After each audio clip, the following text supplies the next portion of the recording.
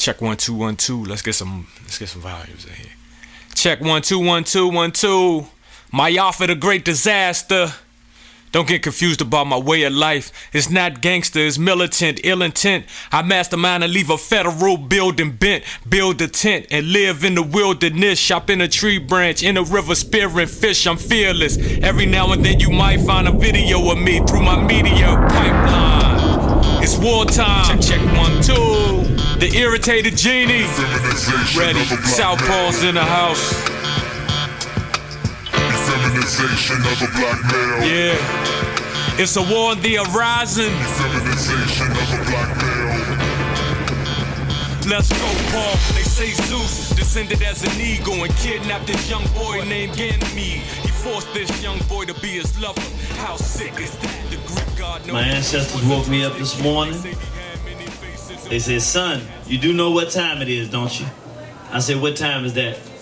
They said it's wartime, so welcome to the war front, brothers and sisters. How y'all doing today? All right, it's the second War on the Horizon class. Man, I'm gonna have to work. Okay, Sister Natasha and Sister Naisha, you two will give us your answers to your homework assignment, and then we're gonna go ahead and start this week's class. So come on up, sis. All right. Yep, and tell us the question and your answer. Okay. You got it. Okay, there were 3 questions for last week's homework. Like I said before, I was kind of like agonizing back and forth over the questions all week, but the answers turned out to be more simple than I thought. The first question was, determine what the War on the Horizon educational approach thinks that the black people's purpose is. And I said to sustain and flourish along with God's creation. The second question was, what is the irritated genie's job in fulfilling the black racial purpose? And I said, restoring the consciousness of melanated peoples, Africans. And the third question was, will the irritated genie of Sophie succeed in fulfilling his duties to the black race? And my answer was, he already has. All right, let's give a round of applause. People doing their homework on the first one. I like that. And come on up, Sister Naisha. I wrote it in a different book. Oh, you don't have your homework with you? Is that a no? No, I don't. Do you remember what you said? It's something along the same lines that she did. Do you remember? Not exactly. Okay, all right. Well, if you don't remember, I don't want to put you on the spot to have to go. Can I do it next time? I'll do it next time. If you want to, but we're going to have new homework for the next one. That's all right. I do double homework. You do double homework. Bring it. Make it work. And then You'll bring it and do it, all right. All right, well, we're going to go ahead and start this class today. Today's topic, and we're going to start with, and again, this is Bookman. This is War on the Horizons. Bookman. Oh, no. Oh, yeah, you know what? I'm sorry, brother. Could you hit the light for me? We're going to go ahead and start. Thank you, sir. We're going to move on into the class discussion. Of course, you already know this is the Bookman Calls Institute. War on the Horizon sponsors the Institute. This is the learning courses that we take to re-Africanize ourselves. Most of you are very familiar with things that are going on, but this is a 101 course, meaning some of the things that you may have seen in the DVDs, so forth and what have you, some of it is a little, I want to say it. You know, the DVD and the lectures are done differently. The objective there is to take a person who you may only get one time in life that you may get a chance to reach this person. And you have to convince that person in that lecture that they're going to turn their life around and care about their race and realize that they're in a warfare with the white race and they got to do something about it. And since that's what you have, you only got one shot. You got to go from the base level stuff to the sophisticated. You got to give them everything you think you can give them because you're trying to turn people's minds around. You're trying to galvanize support to do something different. Or at the very least, you want the person to hear what you're saying and make some constructive change in their life. In order to do that, you have to hit a person somewhere that moves them enough to make that happen. So the lecture is done differently. The classes are very different. These are very foundational discussions. We take our time. We start with one little topic.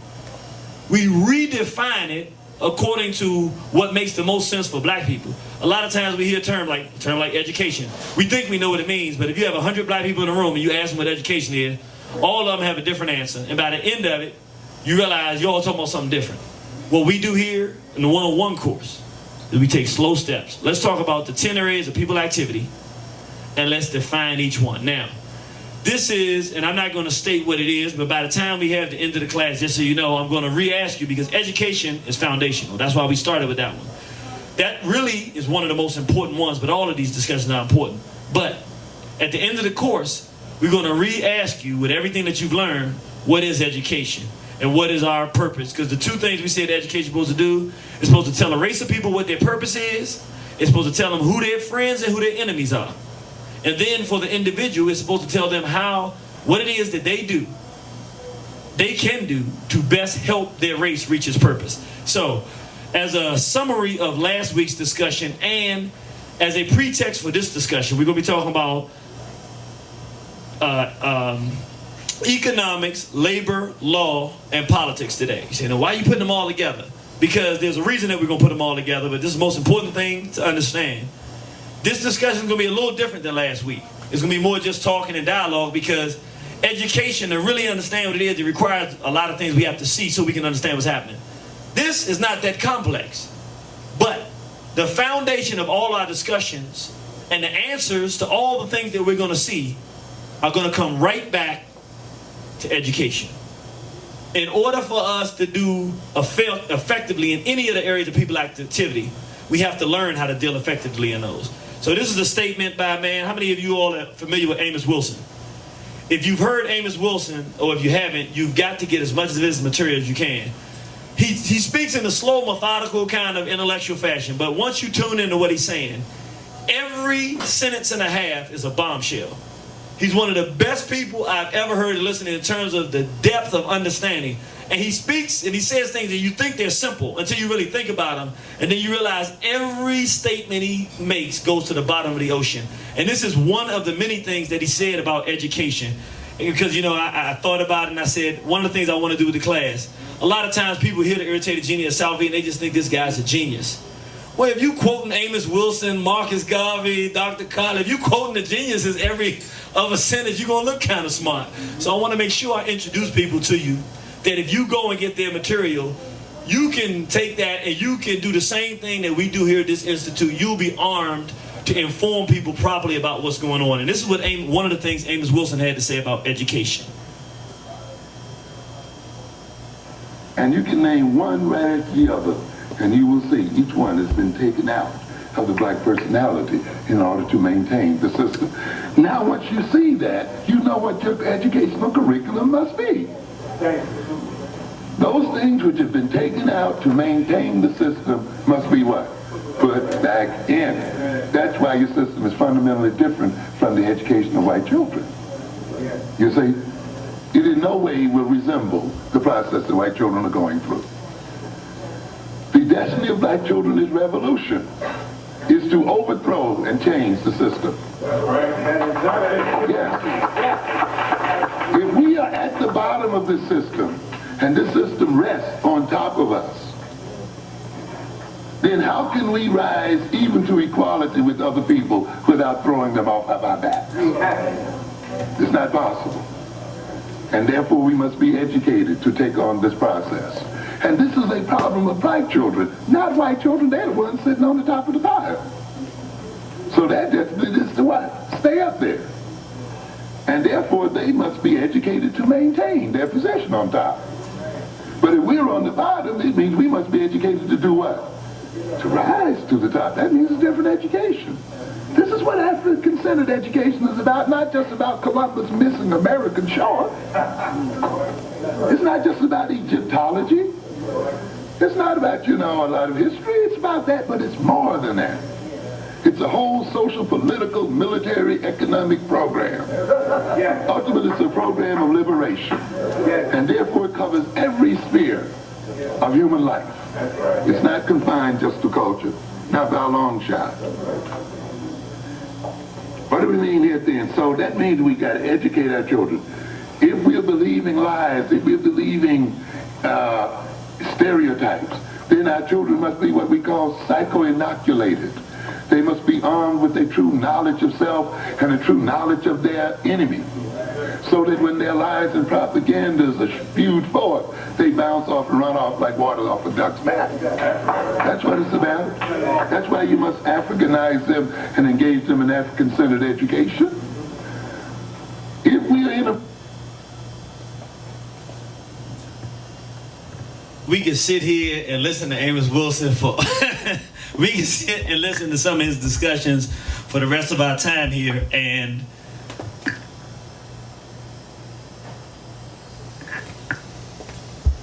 like I said, every 2 sentences, he's dropping a fundamental answer that our people need. The point is here, in all of these discussions we had, the fundamental theme that's going to keep coming back over and over and over again, there's two.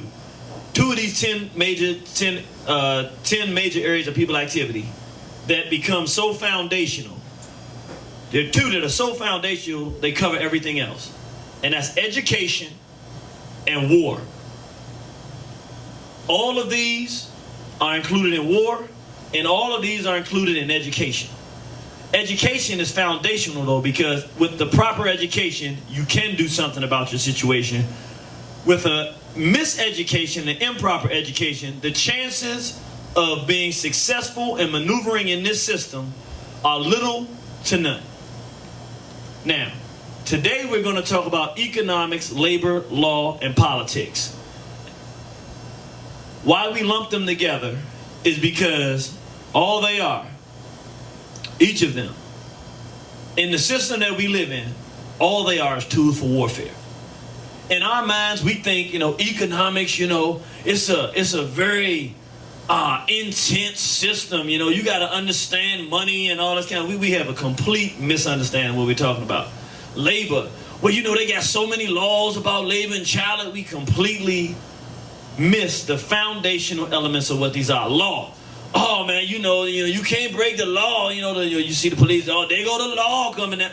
We don't really understand. We understand it because we have to deal with it. But we don't really fundamentally understand what we're looking at and what we're talking about when we talk about the thing politics. We think politics, we think politician. We think somebody running for office. We don't really understand the fundamental principle of politics in the world that we live in, how it's used, and what it's supposed to do. And in order to understand what we're supposed to do, we have to understand what these things are. So today we're going to start and have this discussion, and we're going to start with the one that's most foundational, because out of these four, there's one that drives all the rest of them. Actually, there are two. And basically, the others exist in the middle of them. You got economics on one side, and then you got what we call law on the other side. Those two drive everything else. But all their economic system is, all their labor system is, all their politics is, and all their law is weapons for warfare. The objective of the white race is to keep black people oppressed and to do as they choose to us when they choose to do it to us. That is their objective. So if they decide they want to, which they have decided now, they're in a process of extermination and genocide. When they decide they want to do that, these are their tools to do it. These things don't, in other words, what I'm saying, if you're talking about economics, if you go back to a different society before white supremacy, or just systems that exist where whites have not gotten there, or they've been everywhere now, but before they've gotten there, you would not go in and see something exactly that you would call economics. Because they bartered and traded with each other, everybody produced something for everyone. They didn't necessarily have these things. These things don't exist as general things that exist in societies, politics. As a principle and idea, it may exist to some degree, but as a structural system of politics, this stuff is not something that every group in society must have. It is something that Europeans have developed and formulated for the specific, concentrated purpose of oppressing other peoples and keeping people oppressed. So we're going to study them. The one that drives them, the one that is one of their power systems, is the economic system. So we're going to start in talking about what is economics. Now, this course, like last week, it went way over. I think this one's going to be a lot shorter, because once you understand what education is and what it's supposed to do, as you begin to start talking about these other things, they become a lot easier to understand. So if you missed the last week's discussion, it's a good discussion to get. We have it for $10 in the back, because it's really foundational. But suffice it to say, when we're talking about economics, what we're talking about is a system of reward and punishment for the exchange of goods and services or labor. In other words, the European has set up a system where you would do labor. And in exchange for that, it will give you this thing that we call money. Some kind of financial benefit, which in this society is very critical the way they have it structured. It doesn't have to be, no society has to be this way, but it is done this way, not because you have to have a quote-unquote economic system, but because it allows them a certain type of power that is penetrating. And as we go into it, you will see why they created a system that we call economics and why they structure it the way they do for the purposes that they're trying to achieve. It will make perfect sense to you. Again, this is a point that's really important to understand. This is not what any economic system is. This is what the one we live in is. There does not have to be a definitive economic system in a society. It doesn't have to be. But we're going to talk about what it is now and how it is used. And in understanding that, we will understand why they created it. Now, it is important for you to understand as well, this is a class. So anytime you want to interject and say anything, let us do that, because I tried to make this one quick. I tried to make it about an hour, 15 minutes, so we can have some time for some real dialogue. When we talk about economics, I don't care where you are on the planet. White folks talk about they got different economic systems, capitalism, socialism. I mean, they bunch all this stuff up. All their economic systems are the same. We're going to call it capitalism. And all capitalism is the economic system of racism, white supremacy. What whites try to do is they try to overly complicate everything, so they make it difficult for us to understand what we're dealing with. But if you understand what we're saying, it's very, very simple. Capitalism is not it's not any system with all these definitions. It doesn't work that way. Capitalism is the economic system of racism and white supremacy. In other words, it is how they deal with the mediums of exchange. They call it capitalism. It describes the means by which whites target another group's wealth and systematically pillage it for themselves. There are no structural rules for capitalism, meaning you can't go read a book and say, this is how you set up a capitalist system. That is not what capitalism is. Capitalism is Europeans sitting down. They had something called Bretton Woods. Write this down. I didn't put it in here, but called Bretton Woods Conference. I think it was 1944. B-R-E-T-T-O-N Woods Conference. And if I spell Bretton wrong, but you'll still be able to find it. The Bretton Woods Conference was similar to the Berlin Conference, which they had in 1884, where they decided they were going to go pillage Africa militarily and steal the resources. The Bretton Woods Conference was different. The Bretton Woods Conference was the same thing as the Berlin Conference, but it was financial. They made a financial decision that they were actually going to go into Africa and economically strangle the continent to their best interest.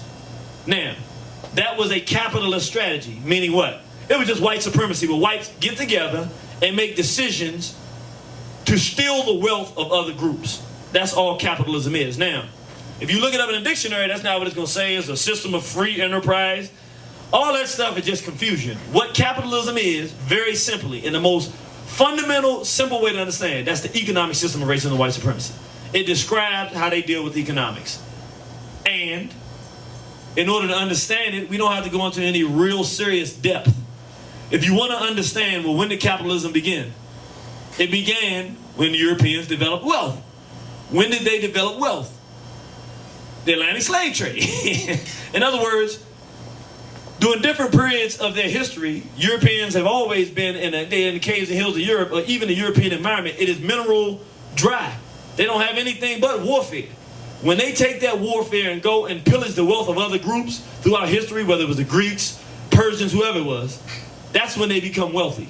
Well, in a modern context, we see whites dominating the world financially and economically and militarily under a system we call capitalism. When did that system start? It started when they said, we're in Europe, we're poor. They put the Moors out of Spain in 1492. They defeated them and the Arabs, and they put them out of Europe. And then they began to go and circumvent the world and start stealing other people's wealth. They came to the Western Hemisphere and exterminated the Native Americans and began to steal their wealth. Then they said, we don't want just their wealth, we're going to come take their whole continent. And that's why the place we're sitting right here now, they exterminate them, take their continent. Only enough of them alive to say they exist, but in reality, as a functional race of people, they were exterminated. I mean, they still exist in numbers, but they're not in the numbers to be able to say, get off my land. When at one time, they could have said that.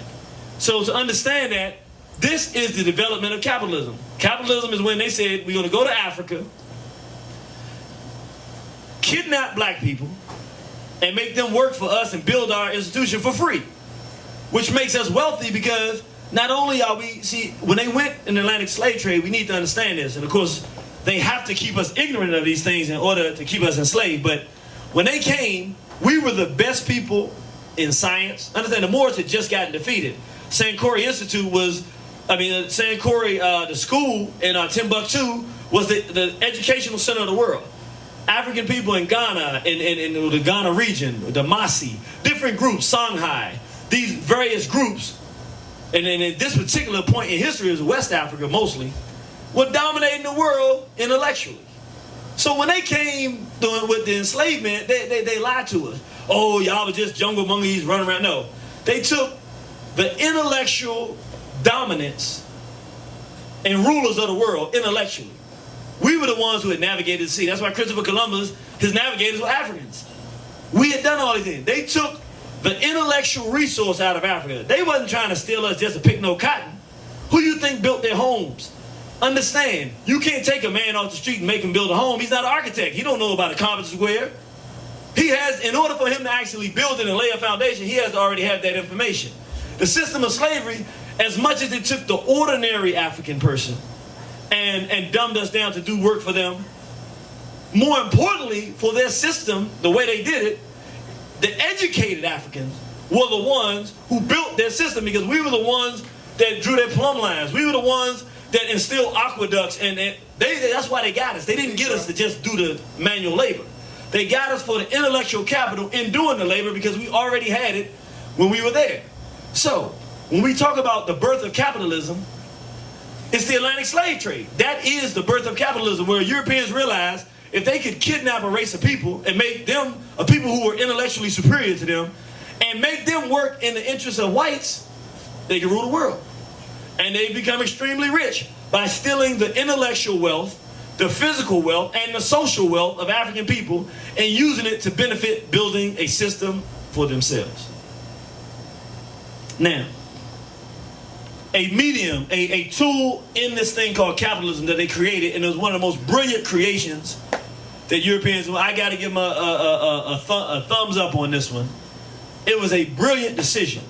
Historically, the basis for, if you want to call it an economy, is something we call trade. Meaning, we have goods and services we have here in my nation that we produce.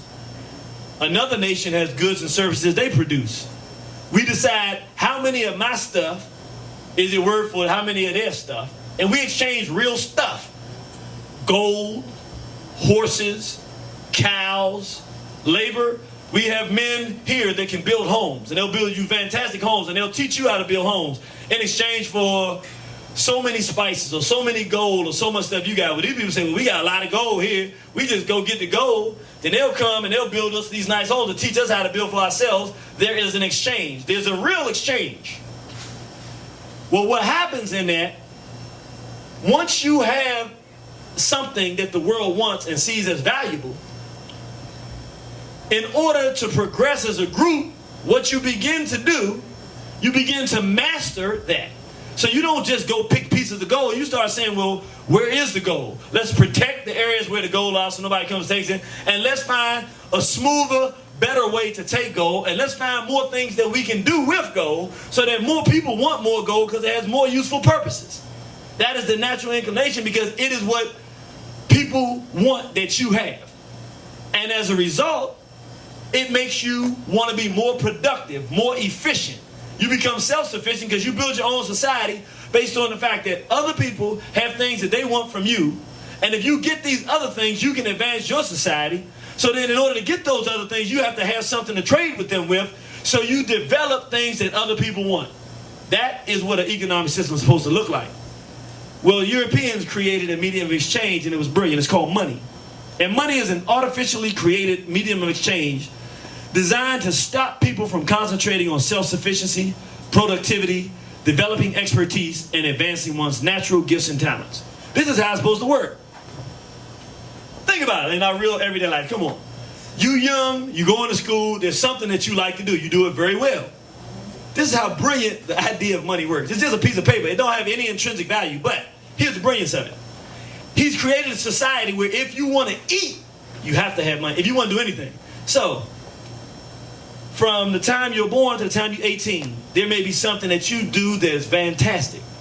But, once it's time that your parents are not going to be able to take care of you anymore, in a normal society, what happens is, whatever you do well, and exceptionally well, better than anybody else with ease, the society wants you to concentrate on that, and you want to concentrate on it, because that is what you bring to the table that has value.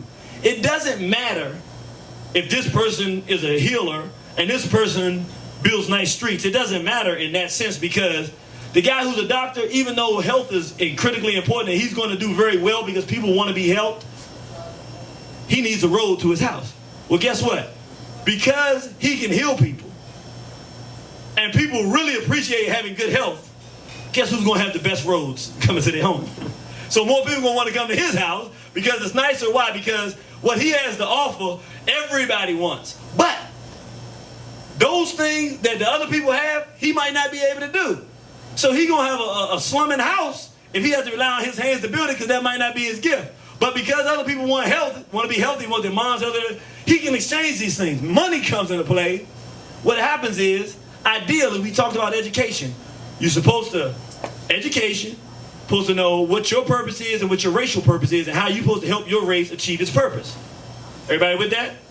Well, what happens with money is, naturally, once you see you good at something, I can speak. So I say, you know what? I speak to people, I educate. That's what I'll do to help my race. However, you get 18 years old, that is not available for you. You need to get what? Money in order to live. So you go to try to get a job that will give you more what? Money.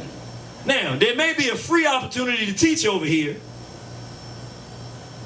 or a job that pays you money that don't have anything to do with what you want to do and what your valuable purpose is in life. Which one you gonna pick?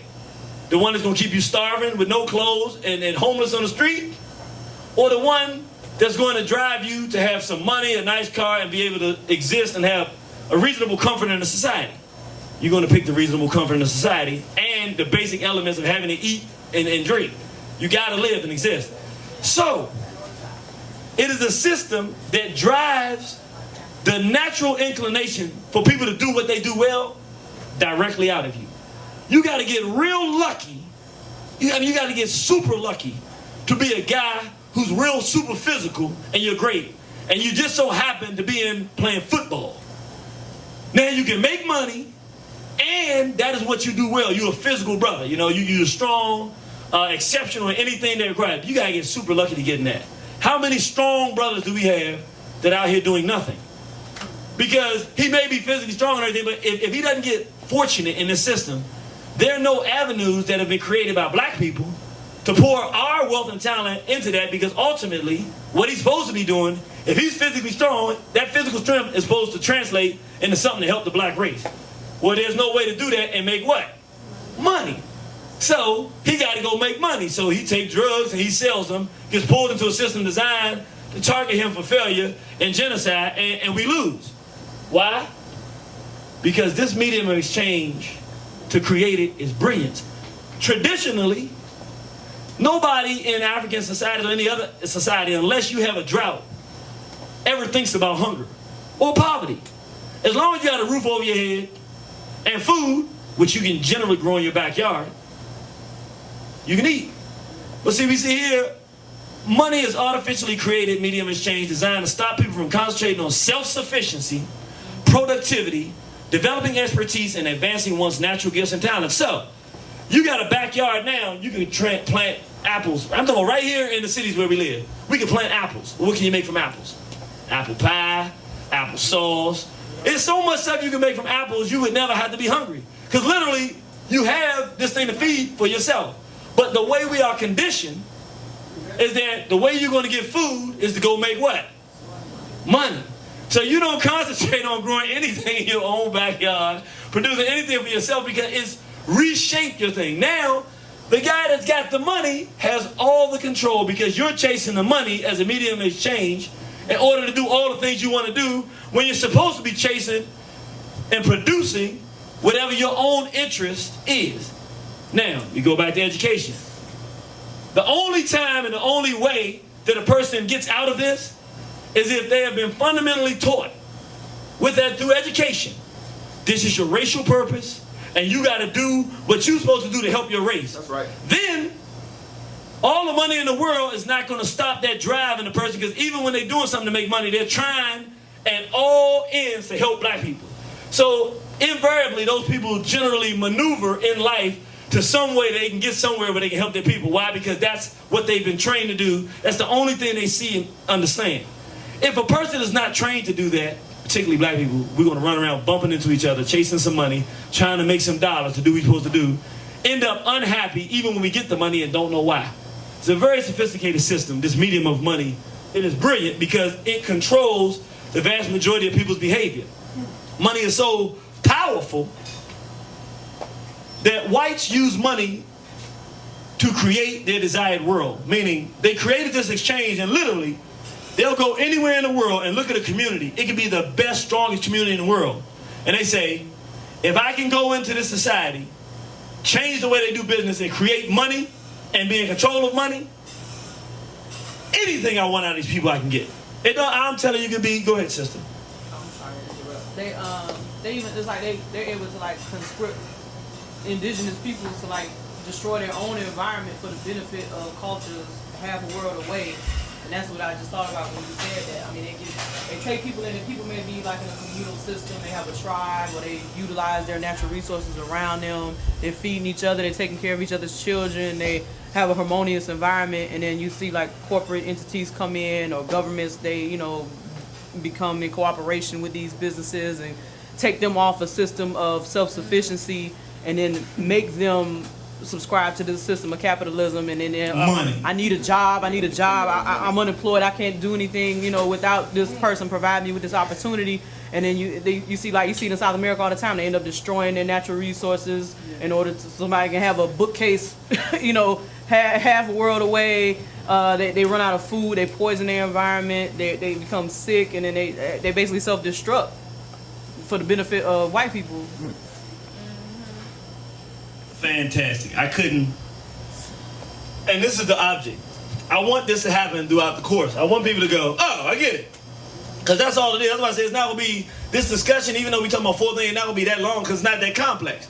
Once you understand the education of people, that people do what they're taught, then we start looking at their system, and we understand that the design of their system is to oppress and kill us. Then we start looking at their tools and how they use them. It becomes real simple. Like she said, they go into a place, y'all take care of yourself, and through military means or some means, they find some trader or somebody who doesn't get it. They pull them in and change the way you do business to make you have to get a job. So if you create all your food, like they say, they poison your food system. Or better yet, they just poison your water supply. Once they poison your water supply, you need to get some water. It's a done deal. It's a wrap. Or strip it of your water rights and try to privatize your own. They build a dam. You can't get access to the water now. They'll get you doing anything they want. Now they put up some center where you got to go to get a job, to work, to get some water. And now this is a done deal, because you're now living for the money to get the stuff that you need to survive instead of producing it yourself. Because I want everybody to get a chance. Write this down. This is something for you in your free time to go watch. It was called the Coconut Revolution. One of the best examples of black self-sufficiency I've ever witnessed in my life. Now, as of now, because they got a sellout who came and sold out because he was Christianized, it's not in the condition it was. But when you watch the Coconut Revolution, it is going to blow you away. Because basically the whites did the same thing to these brothers and sisters and got another group of black people, to try to fight them on their island. Literally because they were stripped of any ability to trade with people. Totally with coconuts. They began to take vehicles that had been abandoned by the Europeans and make gasoline, oil, made their own manufactured guns. They created a system of hydraulics. They did everything you can possibly think of to become self-sufficient. You got to watch it for yourself, though. It's nothing I can say because we're talking about jet black people in Asia, Southeast Asia, a completely black island of black people who decided to put the Europeans out because they were stealing all their diamonds and everything and polluting their water system. And they completely took the island on. And what they did is amazing. Look at the coconut revolution.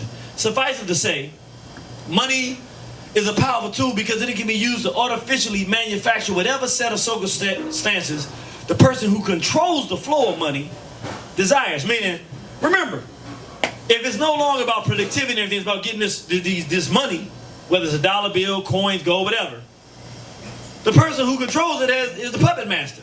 They can decide how much dollars go out there. They can decide nobody out there gets no money, so everybody's broke.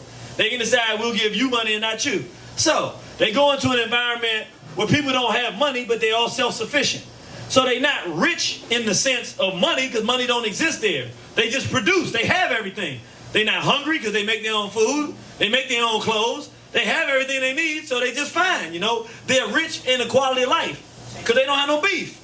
So the European comes and says, I want all these women to be prostitutes. Well, here's the thing. Those women have self-respect and men who love them. They wouldn't go out and prostitute themselves, nor would the men allow that to happen. So he comes in and says, I'll go in, I'll target their food supply and their water supply. Just that simple. I mean, there's other things they do too, but we're just going to use those because it's simplistic. Now they can't eat, and the food that they were self-sufficiently producing, they can't drink. They can't produce food to eat. They're starving, hungry. And I'll come in and say, look, I got all this food over here. They say, oh yeah, he does. So they give you a little bit of food. So people say, oh, we got some food from the white guy. So the white guy now has what you can't get to survive. So now he says, well, look, in order to get this food, you got to get money. I said, what's money?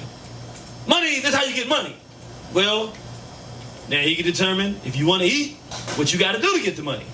So he finds the ones with the, you find a woman who don't want her children to starve, bottom line. She willing to do anything to feed her children. And he sees which one of them he can break down the first, and he says, look, I'm going to give you access to a lot of stuff. This is all you got to do. She does it to try to save her children sexually. She puts it out of her mind, thinks she did it once, and then she does it twice, and before long, she's prostituting. And he said, well, look, bring some more of them. Now, he's gone into a society, well, the men can't do much because it's a warfare that they don't necessarily have identified as warfare. And even if they do identify as warfare, it's like, how do you fight with the people who have the means to prevent you from eating?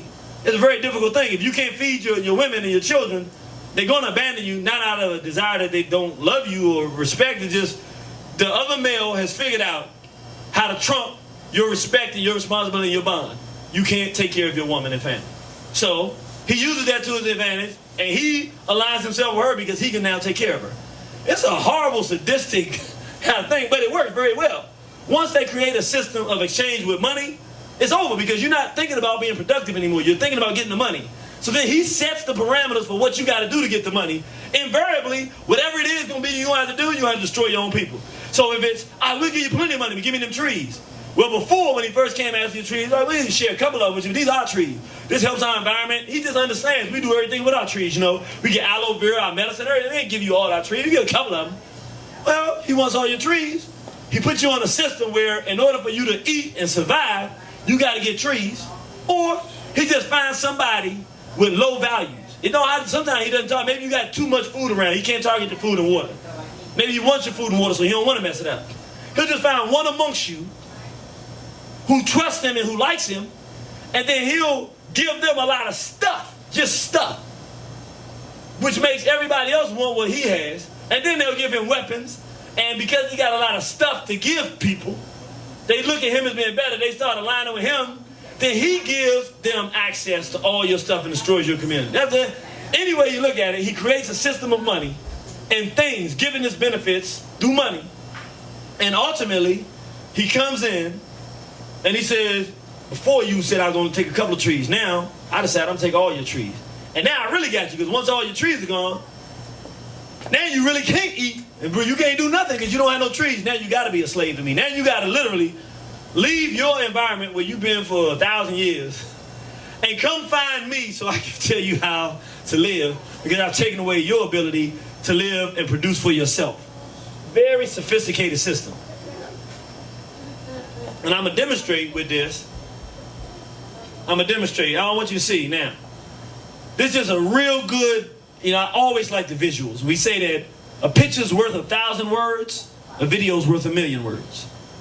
Because a video is not just looking at a still image. You're looking at a moving image with sound, and you don't have to create the context. The context creates itself. Video is a powerful tool. That's why TV is so dangerous. But if you do the right thing with it, it's real powerful. Now I want to show you the power of money. We have a brother here named CeeLo. You would think that if a person has knowledge and information of the fact that we're under siege as a race of people, there's certain things they wouldn't do. Well, if you look at this brother here, you see him wearing a woman's dress, you say, it's an ignorant Negro rapper just like the rest of them. He don't have any knowledge, no information, no intelligence. He's just a piece of trash that's trying to destroy our people. How can they put him in a dress? But we're going to look at something to see what's inside of CeeLo. Then we're going to talk about what the process is to put this type of man in a dress. Y'all know CeeLo? As you may know, we got policies here, man. Anytime MC step to the mic, you gotta catch records for the rap. DJ Revolution, Carmelita, Sway and Keep Tech. And the rap is coming down hard in the new millennium, CeeLo. You ain't been here yet. So I guess you forgot, You ready? Can I do a piece of poetry or something? Yeah. Turn my mic on. Turn your mic on. Hello? Can you hear? Yeah. In the beginning there was none other than the original people, skin blackened from the sun. But somewhere along the line I broke the laws of the divine, and the curse placed on the soul of mine. Pale became color on my face, feeling out of place amongst the people of my race. Filled with hate, I moved to a colder climate, intercourse with animals, and raw flesh was AIDS. Filled with disease, sub-0 degrees, with Satan's blood in my veins didn't freeze. This hatred that I have for you, it runs deeper than your skin. I hate the one who put me in this position that I'm in, until I realize the powers of evil. Anything I have to do, I will. I still kill and destroy. Went home to Africa looking for slaves to employ. Blue eyes, and a smile was my only decoy. Snatch you up from your roots. What good is a spirit when I have this new invention that shoots? Brought you here, then deceived you. I changed and rearranged everything that you have ever believed true. My soul is cold as ice is. I sold you for prices. You were hung from trees for sacrifices. But through the blood, sweat, tears, and pain, God's spirit and y'all still remain. Which is actually more than I got. But I have a mansion and a yacht. The plot is making you think that it's about what it's not. With precision, I tell you lies through television. Distort your religion, wrap you up in materialism. How could you kill your own? Don't you see? You're learning to act just like me. But be more aware that the truth is there. I tell you all the time, but you don't care. But not all of you. There are a few that get into themselves and books on shelves and learn something new. And once they know, they become so powerful. But many don't have the means nor the inspiration to go to school, and I know they hate it. But you can't get a decent job unless you're properly educated. But educated about what? It seems to me that thus far, you've only learned about who we are. Isn't that funny? You'll give a school all your money for what you think you need, but it's never guaranteed. The misled mislead you. Your faith has been broken, provoking you to do whatever will feed you. Well, I front you some good cocaine and plain plastic sacks to sell to your fellow blacks. And while the foundation of your people cracks, you try to resist, but I won't stop until your nicks don't exist. It's strong though, I give you that, but you must be stupid as hell to be that strong and still be where you at. And you still don't have a clue. I am who I am because of nuts like you.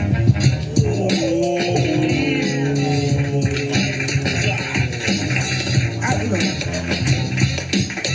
Damn. Piece of poetry.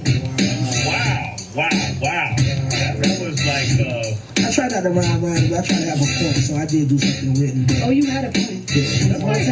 that might go down. He got another one. I'm sure he does. So you letting them go with this? You know me, Chuck. I don't know. That may be one of the most profound verses that we've ever had in the history of our show. I didn't take too much time, man.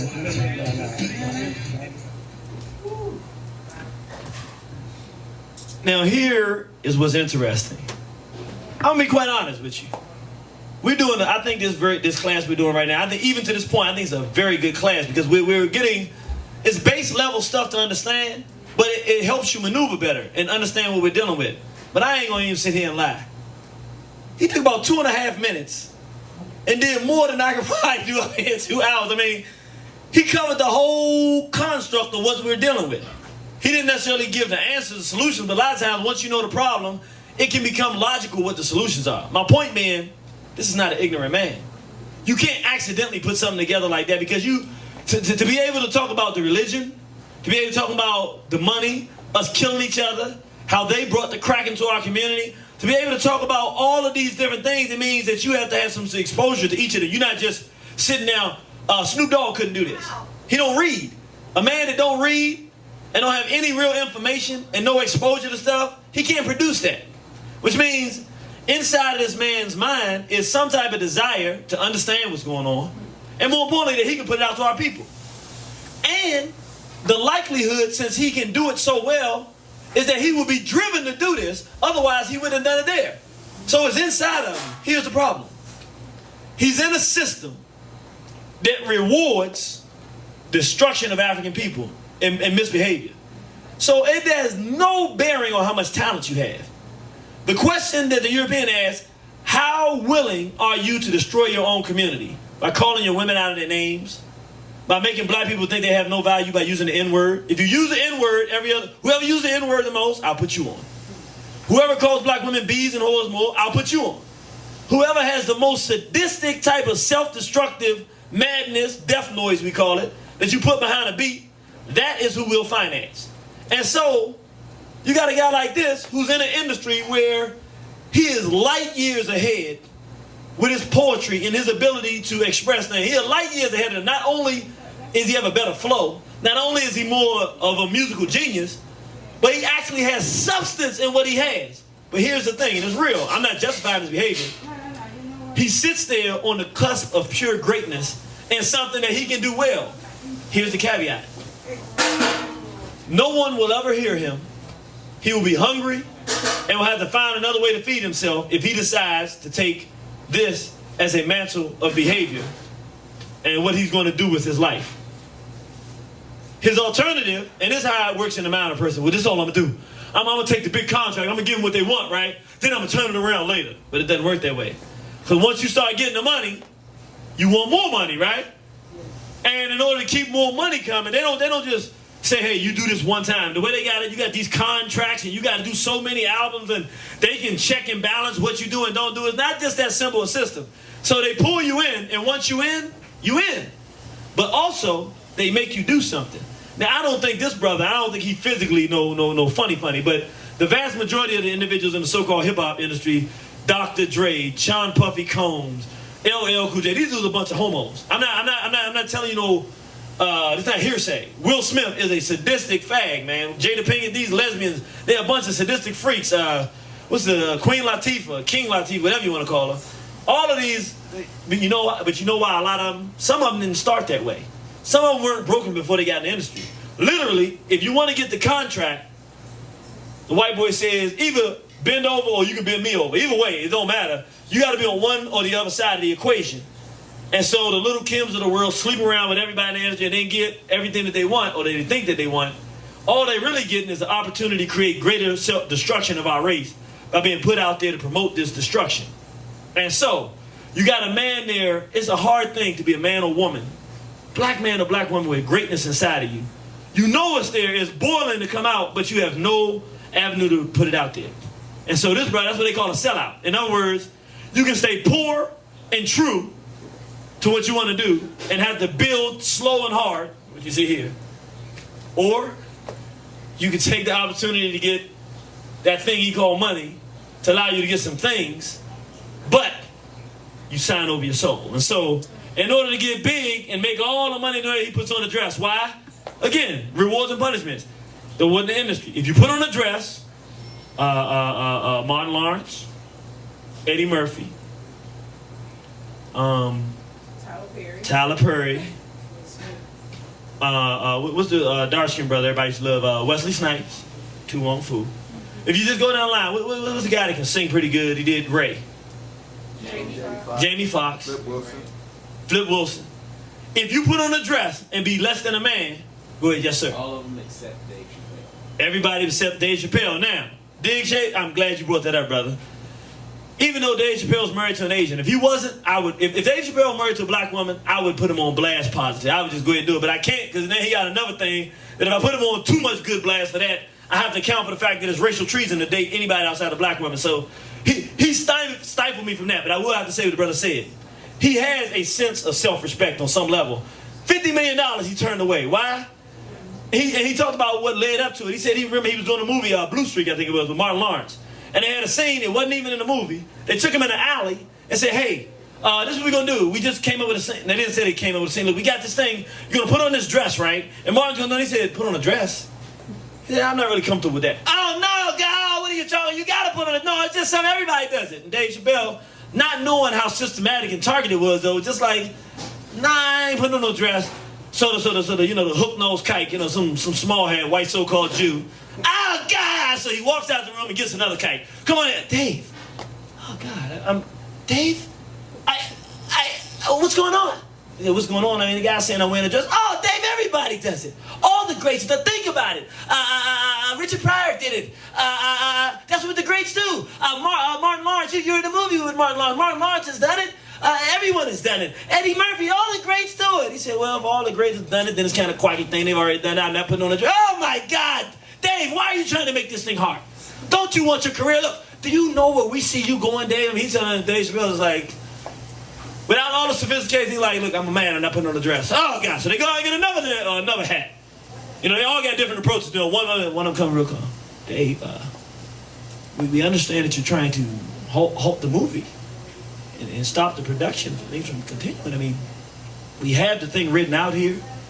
You've agreed to do the movie. He said, well, that wasn't in the movie when we originally did it. That's true, Dave. That's true. But we just want to understand what's the problem. I mean, you don't respect these other men that have done these things? It's not about nothing about respecting all other men. Here's your answer. I'm not putting on a dress. Now, this is the funny part. This is the part that really began to make him go, wait a minute. He said when he told him he wasn't going to do it the last time, you would think if they had really rewritten the movie for that to happen, that they would have to go and rewrite all new scenes and everything. When they really felt he's not going to do it, they like, so they look at each other, he's not going to, yeah, we can't get this one. They said, all right, well. They came back in with the original script and just let him finish the movie. So Dave was like, wow. It's just a test. They just trying to see what kind of man are you and how deep is your soul? Can we just get you to do anything? Can we go to the bottom on you? Like Barack Obama's a bottom dude. He'll do anything. I would tell people all the time, he'll eat your babies. Dave Chappelle won't eat your babies, though. And so it got to a point where once he started realizing what was happening, he was like, I don't like what I'm doing because I see that I'm destroying my people. I don't like this. So they can understand, if they're getting you to destroy your race, they can see when you're not comfortable because they know what they're getting you to do. They know better than you know. They can see when you're not going because they're monitoring you the whole time. So they start seeing them. So next thing you know, they say, okay, we got to start messing with this dude. So they start putting him in, on his own show, putting him in rooms that's cornered off. He ain't got no window. Why? Because they want to make him feel like he's doing something wrong because they don't ever want him to come out and expose them for what they do and how they do stuff. So they start creating so much issues with him. Dave Chappelle says, now I'm getting out of here. So Dave Chappelle says, man, let me go out of here because I see now what they're trying to do. He goes to Africa and goes to South Africa. Here's the wild thing. This is the craziest thing. You got to understand the kind of gangsters you're dealing with. He gets to South Africa, and he's just trying to clear his head. Dave Chappelle don't drink. He don't smoke. He don't go out to clubs. He's a pretty reasonable dude, except he married the Asian female. So he's going around South Africa. He looks in the paper. Some hook-nosed hat that he's known since he's about 15 years old. His buddy. This hat is his friend now. He think his friend is putting out rumors. Dave Chappelle's spinning out of control. He's gone crazy and everything. So Dave Chappelle says, whoa, wait a minute. I'm in a foreign country, way away from people in America. And they putting out this stuff that I'm going crazy. He said, I better get back to America. Because now he starts to realize the kind of gangsters he's dealing with. They like, if this guy would turn away $50 million, then maybe he'll tell people what we're doing. He real dangerous. They don't like nobody they can't predict. They want to know what they can get out of you. So he said, yeah, let's start setting the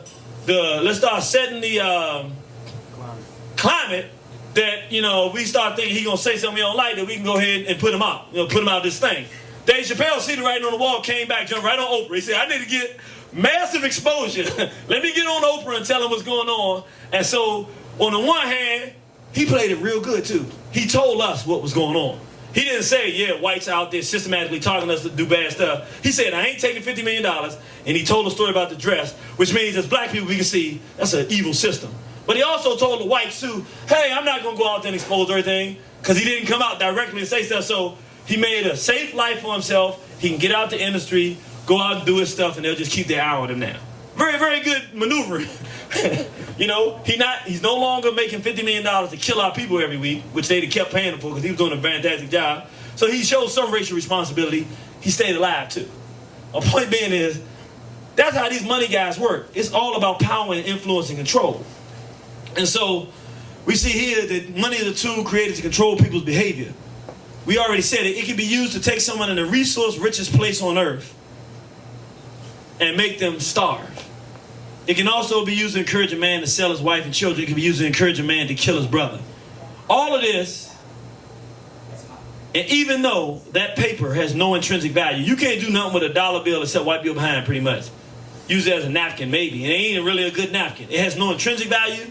For many of us, it's more important than life because they have used it in this manner. So we're just going to look at this. Is a very quick clip, but it's in the Congo. Now remember, 65% of the world's natural resources in the Congo.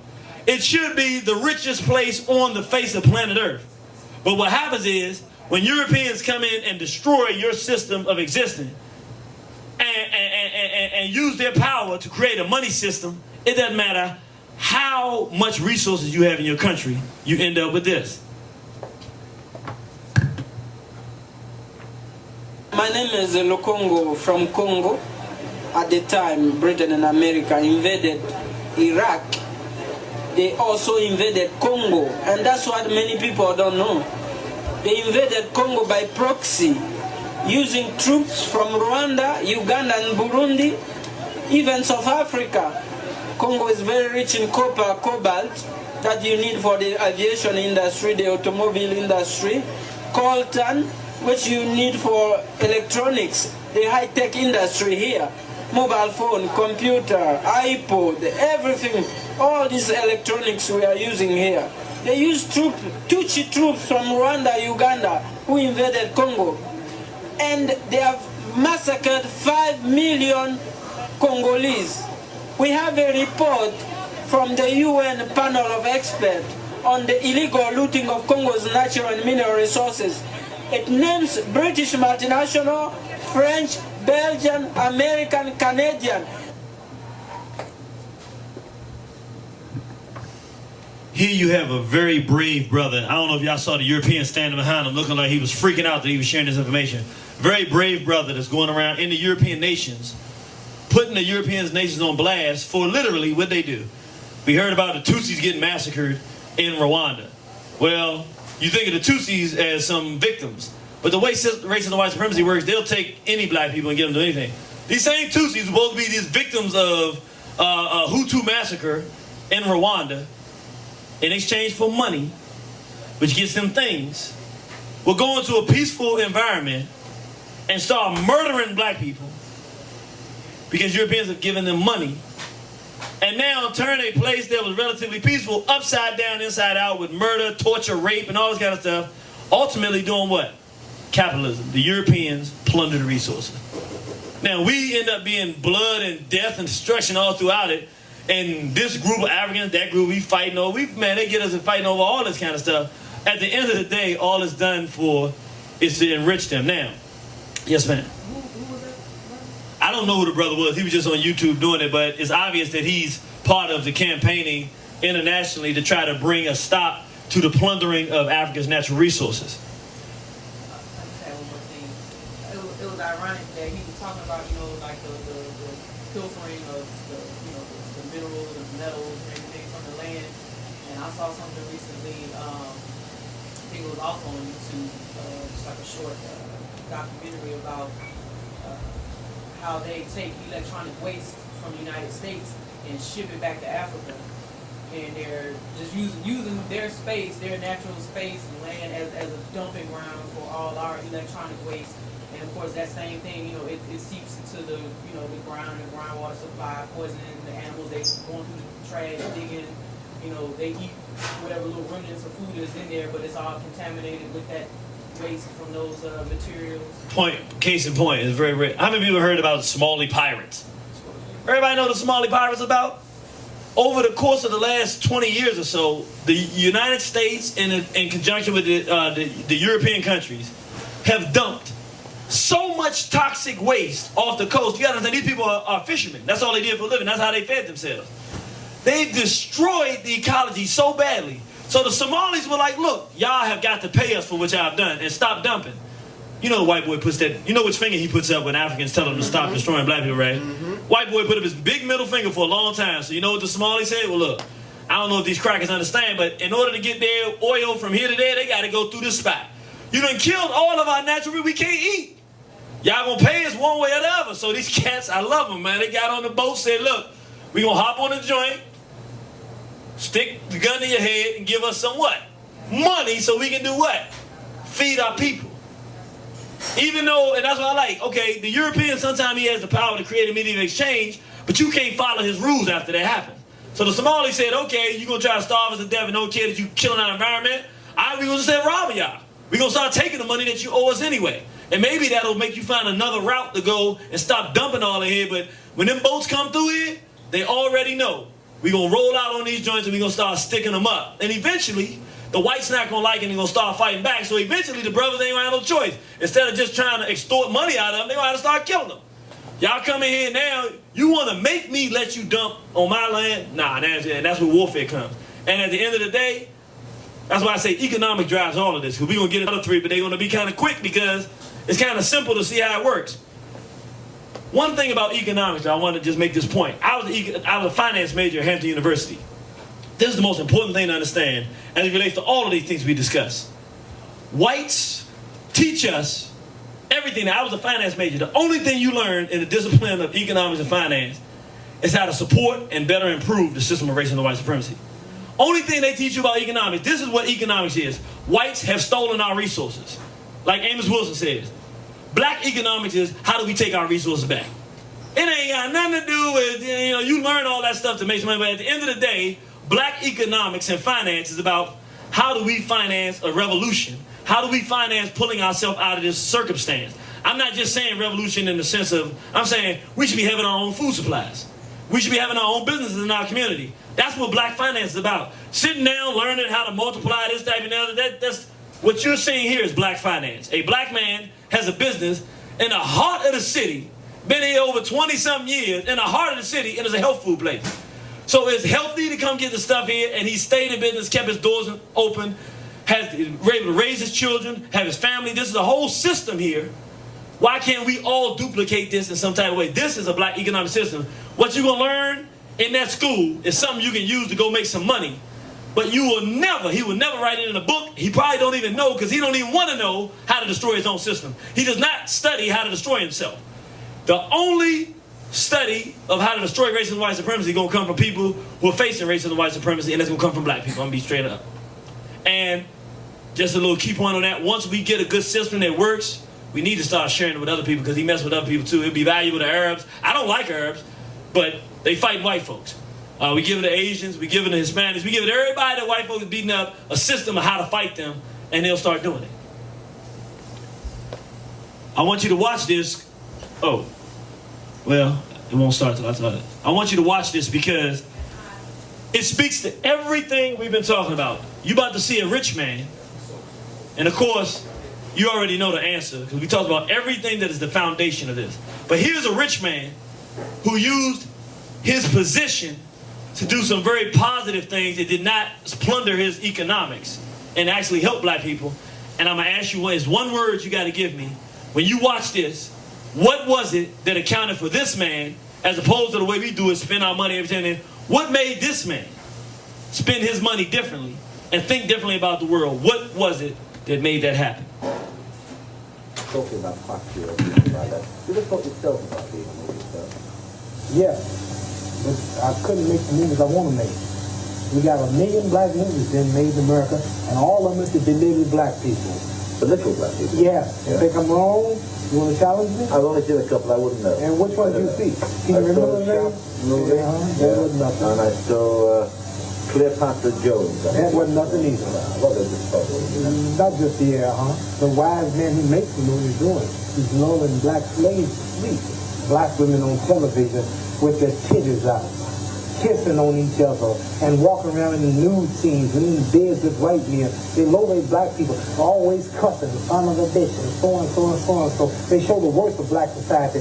Superfly, the dope, and the hustlers. Cotton Comes to Harlem. Every movie they make is for black people to show them down. Charlton Heston makes good movies. Clint Eastwood makes good movies. I don't make movies because they use black people to keep black people down, and that's the latest trick they got, making black people think they're stars, putting them in bad movies. They won't put me in no movies, won't put me in none, because if I make a movie, it's going to have to be like Ben-Hur. If I make a movie, I'm going to have to be Moses in the 10th Commandment. Huh? That's right, like these faggots. They pick a lot of faggots to play big men. And then they take big men like Jim Brown, our great football player, and put him in movies and make him a faggot. Yeah, I'm too trick. I told you I'm too slick for them tricks. Elijah Muhammad, who's from God, has taught us on tricks and on teachers wiser than that you have been given us. So when you offer me deals, I look at them. When you say things and read things, I lay back and see why's your motive for doing it. And then I attack you on that basis. You gotta give him a hand. Give him a hand for that. Now, this back in the 60s and 70s. The question is what condition and why we in this condition. But what is the answer for why that man did it? Education. Absolutely. The way he was educated told him, with all the millions and millions he's making, what he will and won't do. And so we see, as we move from this, labor. What is labor?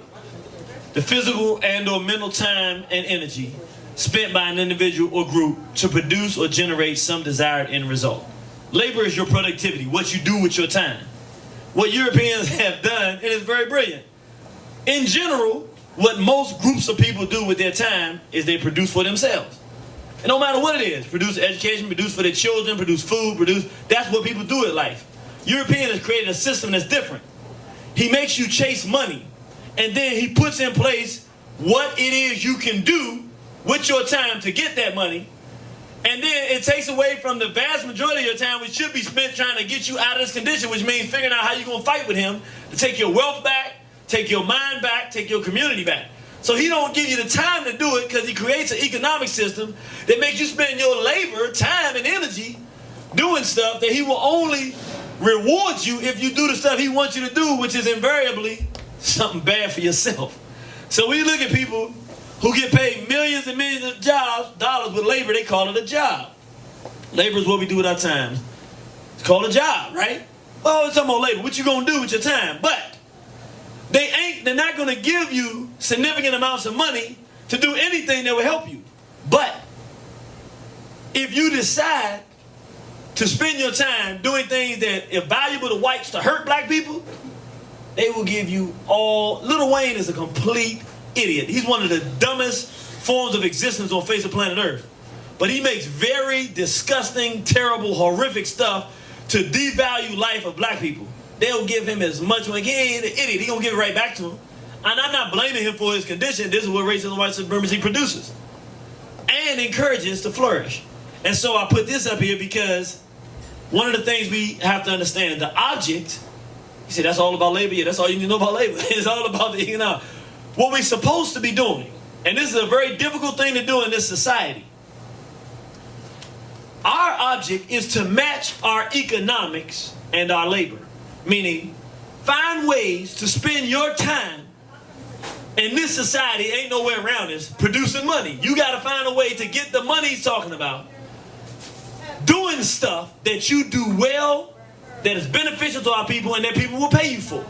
So we say develop streams of income from things you love to do, you do well, and that people will pay you for. Understand, sometimes some of y'all sisters do hair. Maybe you can't make enough money doing hair, or maybe the job that you have just pays too much for you to throw it away. So keep the job, but then when you're doing hair, make sure you work that. You make sure you spend your time doing it, because if they ever take the job from you, you already have another source of income. And also, since people will pay you to do it, it gives you an opportunity to have some interaction with those people, and that's where you can begin the process of adding value, not just doing it here and getting the stream of income, but sharing whatever information or resources that you have that can help them improve their life, and then we all are taking the opportunity to do something for our people. Now, war on the horizon, that's what we do. In order to survive, I have to go and get a job, unfortunately, because the bootleggers have stolen. That's one of the parts of it. But we're going to get to the law and talk about that. You can't be fighting a war like this and have Negroes that are dumb who do stuff to them that is small and unimportant, but that stops the few people who are going to try to change the thing and have the ability to do it from doing it. You can't do it. To the Negro, it's something small. To the person who sees their race hanging in the balance, I got to cut your throat, because we can't lose. It's not like if we lose this, whites win, we lose. If we lose, we die. We gone. It ain't nothing we can lose. So you can't be in the way. Some people don't understand that. When we develop these streams of income that work for our people, we can't have thieves in our community. We can't have people that steal from the people that go out and do the good, because then there would be no incentive for these young men to come up and do it, because they can't do it. So what do we do here at One Horizon? Why I got to charge you $10? I love to do it for free. That's nice for free, but the reality of it, if we're building economics, I got to find something that I have a value that you like to do. Eventually, you pay me enough, and enough people pay me enough, I don't need the European system of income. I can drop him, then I can do it full time. And this little bit I'm doing here, you just have no idea that what toils me at night is the fact, I got to admit, he has a real good system in place. I'm not going to be walking around here with no turned over shoes living low. That ain't me. Plus, it don't work. People look at you, you're not doing well. I don't care how smart you sound like you are, they're not going to go with what you're saying. You got to be doing it. So I got to do it. The only way I figured out to do it now is to produce the products and stuff, but they're not getting out enough. But here's another piece of it. And this is where, that's why we say it's war on the horizon. We're fighting on a multitude of levels as a race of people. Here's the thing. And this is critical. This is why education is so critical. Amos Wilson talks about, he called it creating tastes. Meaning, the reason I'm not rich is because our people don't have a taste for life. Our people have a taste for death. Meaning, if you're a hip-hopper talking about, I shoot it in, I do that, he'll get rich, because our people are drawn to that, because the media has drawn them to that. If somebody's talking about he having a strip club and everything, he can make money off that, because we want to see our women devalue themselves. Drugs, if you want to sell some drugs, our people are depressed. We want to do anything you do that demeans and destroys black life, marrying outside your race, just anything that's bad, our people have given a taste to it through media. So they go running to that. They hate life though. If you tell a young brother to pull his pants up, he like, what? He don't want anything of dignity. So, in order to change the circumstance, and here's the thing, it's not just educating people, we have to change our people's taste, which means we have to produce stuff. So, understand, when you watch the DVD, I'm not just giving you information. I gotta be entertaining. That's why, like, here I'm not that entertaining, because we just learning. On the DVD, I gotta be entertaining. I gotta cuss people out. I gotta say stuff that's gonna make you laugh. Why? Because once you watch one of them, and it has some value to you, I gotta make you want a second one, and a third one. Then I gotta tell you about Amos Wilson, so you get Amos Wilson, and then you get this. And eventually what happens is, you develop a taste for life in progress. So even if I never see you again, if you go to the moon, I don't care. If you go to Chicago, if you go across seas to an African country, you're going to be void without this taste for life. So if you can't find it, you're going to develop it. Or you're going to naturally find people of like mind, because they have a taste for progress. You have a taste for progress. Y'all can communicate, talk. So sometimes we don't understand why people aren't doing something. The reason our people are not driven to be here by the droves is because we have not created that taste for them. We have to make it something that they want and they feel they can't live without. And then, not me, everybody that is truly committed to African people will be in demand, because that's what our people want. But today, where we're starting is at the bottom. Not that our people don't want it, but they want death. So the first part, you got to change them to not want death. Then after they don't want death, then you got to make them want life. Then you got to convince them that all the lies they've been told, and that's what the lecture series are for. To reawaken life and want them to want life, to see if they have an enemy, to want to fight that enemy. It's a lot that we're doing here. That's why we call it war on the horizon. It seems simple, but it's not simple. What you're doing, being here today, I'll be honest, it's far more remarkable than what I'm doing. I'm driven to do this. But for a black person to make the decision on a Saturday to go learn something and spend money to do it, in the world that we live in today, is revolutionary. I'm not telling you to be funny. It's revolutionary. It's fine to do it once. Some of y'all come back, this is your second time. This brother drove all the way up from Hampton, Virginia. This is a big thing when you make the decision you want life in a world that only sponsors death for our race. But somebody's got to start and somebody's got to do it. And the more people that do it, the more people that want to do it. And the more people that want to do it and do it, then it goes from being education to producing. And that's the object. Find a way to take what you do well. No, this can't pay all my bills, but when you buy those things, you do all this, it helps. Because now I can take that money. You know I ain't gonna do nothing but go get a nicer camera, get a nicer way. Get something that will help make more of our people want to do it more often. And it works for all of us. I'm sure if anybody in here has shared any of the information that you've gotten and someone has been impacted by it, you've seen a better result in their behavior or in their life. Or for yourself, you were in one place, you came into some information, whether it was here or somewhere else, and it had an impact on your life. So where you thought you was ugly before, now you realize you're beautiful. Where you had your perm and your traction, now you got your natural hair. Why? Because someone gave you life and you began to like it, and that's why you would be here.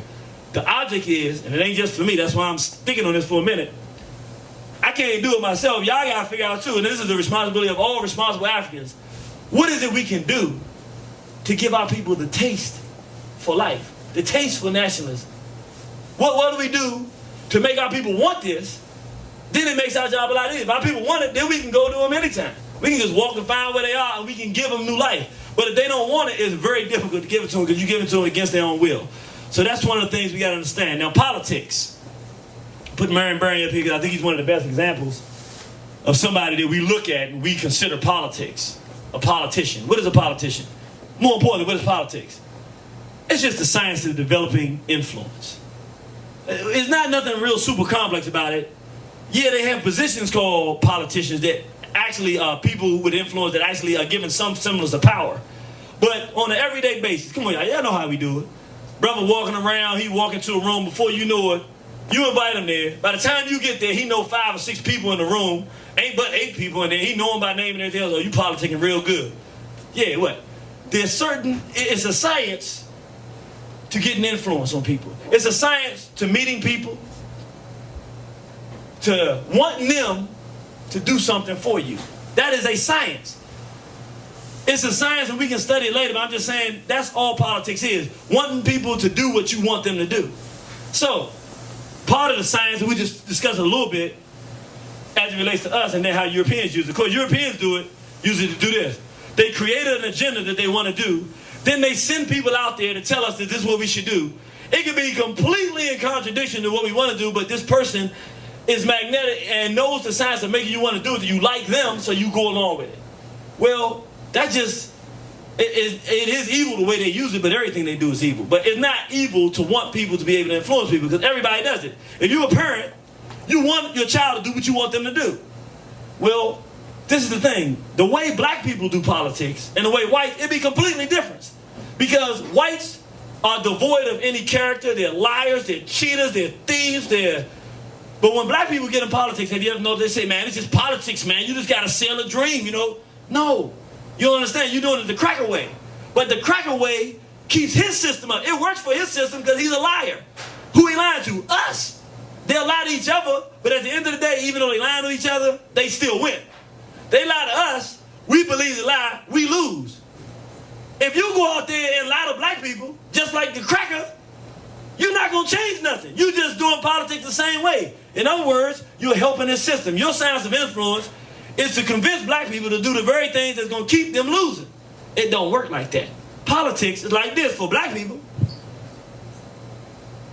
We're supposed to be figuring out, that's what I'm doing right now, politics. How to influence our people to do the things that are going to help them. Here's the thing. We have to know who we are. And again, it goes back to education. Yeah, the lies and cheats that work for Europeans, they're liars and cheats. For us, there's some basic fundamental things that we look for in people. One, is this person real?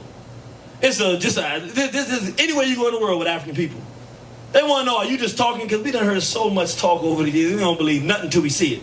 If this person just talking, are they real? Meaning, is what they saying something they believe? and nobody's gonna be able to come and change them? Are they firm? Are they solid? Then they want to know too, are you a winner? I mean, this is a crazy thing, but I've learned this over the years. I don't care how much they like you. If you're a loser, black people just say, because they're ultimately in the back of their mind, they're going, if I get on with you, I'm gonna lose. I don't want to lose. Are you a winner? Then they want to know, will anybody else believe in you? Now, some of our people, they can just see when something's good. They just jump right in. Some of our people are strong like that, but the vast majority of people ain't like that. They're not following no. If ain't nobody else would listen to you, then I'm not gonna listen to you either. But what happens is, when they come somewhere and you have a personality that everybody listens to you, they're like, I want to listen too. If this person can make all these people, I respect this dude as a lawyer. He listening to this dude, I guess I need to listen too. So these are things about, see, our people care about character. You cannot be, and that's why Marion Barry was such an excellent politician. In fact, I'll be honest, in terms of black politicians, I can only name 3 that I know were solid, absolutely solid politicians in the history of this country. Adam Clayton Powell. From what I've been told, and I haven't even studied this one, I'm going to go on a limb though, say Harold Washington in Chicago, and Marion Barry. And there's one thing that they have that makes them good politicians. And our people are completely confused about politics. We think it's about getting a political position and getting votes. It ain't got nothing to do with that. You're influencing people. And then, if they like you enough, they'll put you in a place that has some power, and then they expect you to use it to help them. That's what politics is all about. The one thing they have in common is that they were loyal to black people. Meaning, when they got their positions, I don't care what the rules that were in place. The first thing Marion Barry did when he got in the office, we voted him in. He said 33% of all contracts gonna go to black people. Cracker's like, what? You can't do that. He's like, I'm the mayor, I can't do it. Then he not only did it, he ain't write it, he did it. You can't do that contract, man. You ain't got enough time, you gotta give it to somebody black. It's like, what? He's like, that's the rules. So black people was like, man, we love this dude because you have families. Nobody in their family ever had a job. They were either in prison or on welfare or others. For the first time, somebody got a job. For the first time when their children went to college. For the first time, they got a home. The first time in the history of their group, of their family, they actually got a home. Because this man actually was loyal to his own people. Now that seems like something small, but it really isn't, because that's what's wrong with black politics. Their idea is to make people believe this, that they think that's what a politician is. That's not what a politician is, not for a black person. What black people want to know is, if I give you something, you're going to give me something back. If you get the opportunity to get up there, you're going to turn your back, start running around with these whiteys, or you're going to look, and that's why people love Marion Barry. Marion Barry used to go around, it was the funniest thing in the world. Anybody know about Marion Barry know he used to do it. Them big town whiteys would be up there, he'd be smiling and grinning, right? Then when he done with them, he starts talking to black people. Then them whiteys will start thinking that he really their friend. They start coming talking to him. Marion Barry turn back, start talking to black people. Like, man, I love this dude, man. Because when it was all said and done, he was right back in the black community with us, one of us, and saying, what else can we do? The Marion Barry Youth Leadership Program. He mandated that every one of these businesses that was a city business, Pepco, all of it wasn't their option. They had to employ young black people. Now, actually, it really worked for them. Because I remember when I first got it, I was 13 years old. I was doing the same work as dudes making $40,000 a year. And when I first got there and I was doing the work, I thought it was a great thing, right? And it still was a great thing, but I was making like $3.25 when I was doing the minimum wage. And one day I just happened to look at the work that I was doing. I was doing more of the stuff to him, and I was wondering why this white boy kept always coming around me smiling. I was doing drafting, giving me this stuff and everything, why he was so nice to me. And sometimes I'd be late from lunch. He never gave me an issue. And I finally realized, man, for $3.25 an hour, I'm doing more work than anybody around this thing because I'm sitting there trying to be impressive. I said, they really getting over. But I stayed off the street. I wasn't running around totally broke. I had a little money in my pocket. It made me be able to be where I am today. A politician in the black community is supposed to be someone who has influence, and they don't have to be in a political position. They got influence. They can get things done. We'll support them, and when we support them, they come back to us and support us. That is not our impression of what a politician is. And that's why, and again, it goes back to one thing. Everything goes back to what? Education. Education. Why is it that our politicians are not loyal to us? This is what you teach your child at home. Don't ever judge anybody by the color of their skin. You want to be fair to everyone. Well, how are you going to grow up and then all of a sudden be loyal to black people? That don't even make sense. They're going to do exactly what we teach them. We don't have anything that teaches black people black racial loyalty. So it don't matter if politicians, whatever, they're never going to do it. It has to be taught in the home. That's just a general principle that's taught. It doesn't matter what they do in life, they'll do it. And so that's relevant to say, what is the political purpose now? Politically now, well, that's all right. Well, we just, how much time we got before they change the tape? Huh? 2 minutes. 2 minutes? All right, we can go ahead and change the tape now. Y'all all right? We take another 15 minutes before we wrap up? All right. Nobody too tired for another 15 minutes? Especially, with the advent of the election of Barack Obama, I mean, it's kind of just like a deer in the headlights type of thing. Get us is like, stop what we're doing, stand still in whatever place that we're in, whatever condition that we're in, and accept it for what it is. But we don't realize what's behind those lights is just a tractor trailer barreling down on us, ready to take us out any moment. We just blinded by the light, just oh God, he's the end all, the be all, and we arrived, and this is what we've been waiting for, and there's no cause, no reason to do anything else but sit here and bask in the glory. Yes, ma'am. And in addition to what she said, that's a very good point. Let me just give you just an idea, because once we go into, this is 101, we just doing the real base level, have a base understanding. But once we start going into the depth of the courses, and we go to the second level, where nobody can come to the second level if they haven't been to the first. That's just the bottom line. Because they need to understand these fundamental things we're talking about now. This is how political structure for black people is supposed to work. It doesn't matter if you're 10% of a population or 80%. If you're 80%, this is how it works. You raise somebody to go into the position of mayor or whatever it is in your city. If you're 80%, you can pick. We're supposed to be unified. We're supposed to have enough. And you create your own opposition parties. Meaning, if whites see you totally unified, they're going to do things to try to destroy you.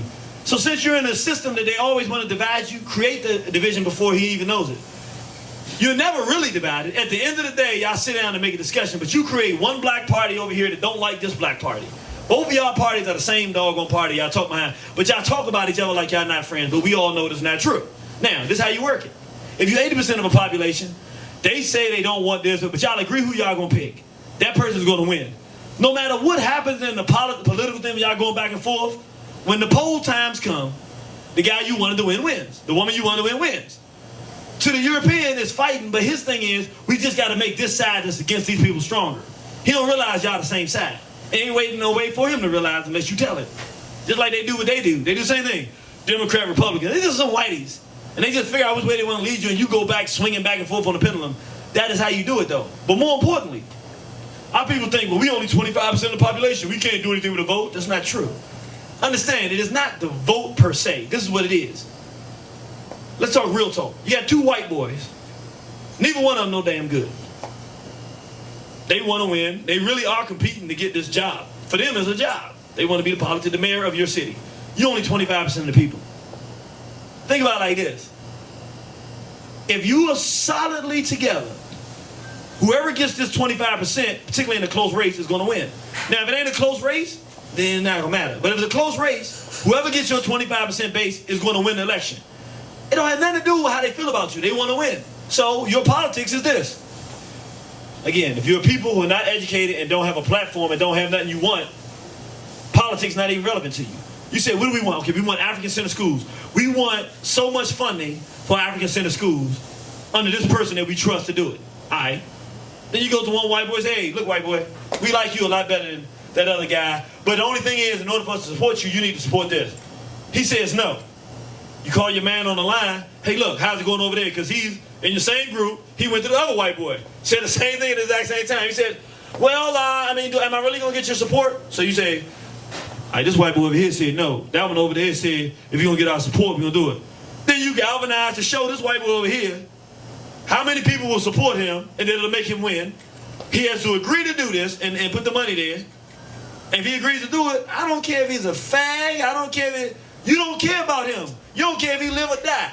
Only thing you care is he is the one who agreed to help you with your own agenda. You don't care what he do out there. It's politics. Meaning, you're trying to influence people to get what you want. How do you influence this white boy? You tell him you give him his vote. You don't care about our people. Bill Clinton was a tall, skinny, ugly white boy that black women done fell in love with because he played a damn saxophone. We some silly folks, man. I don't care if he play a doggone saxophone. Did he give a money phone for whatever our agenda is? Now here's the part that makes it really difficult for black people. We're not organized. We don't have an agenda. Hence, what brothers and sisters who say voting is useless, they're right. For people that don't have no agenda. Now, when you have a person like Marion Barry who just so happens to be loyal to black people, that's the one time you may not have an agenda that you can actually vote somebody in there and it'll work for you. It's only happened about 3 or 4 times in the history of this country, so we shouldn't be relying on that. But you have somebody who's driven to be loyal to black people and help black people. You put them in a position of power and they use it and do something for you. Other than that, though, you should not care what color a politician is, what they look like, what they smell like. The only thing you care about is this.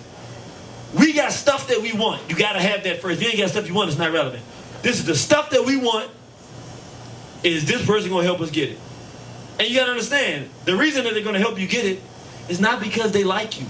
It's not because they don't want you to die. They're all white. They all want to exterminate us. But he also wants his day-to-day practical job. And if you'll help him get that job, sometimes he'll help him get you what you want. And when he don't, you just make sure next time he know he's out. The other guy gets it. That's just how you do it. That's politics. And we'll get into how this thing actually works on a practical basis. That's the way we're supposed to operate. We get our emotions all involved. We start liking folks. Let's talk about this Barack Obama thing.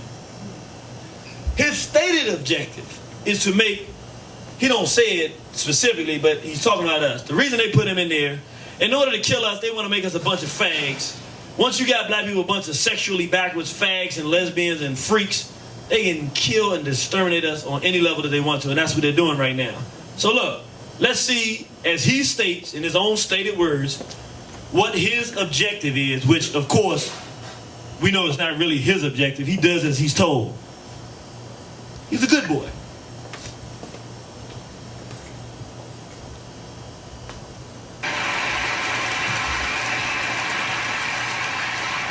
My expectation is that when you look back on these years, you will see a time in which we put a stop to discrimination against gays and lesbians, whether in the office or on the battlefield.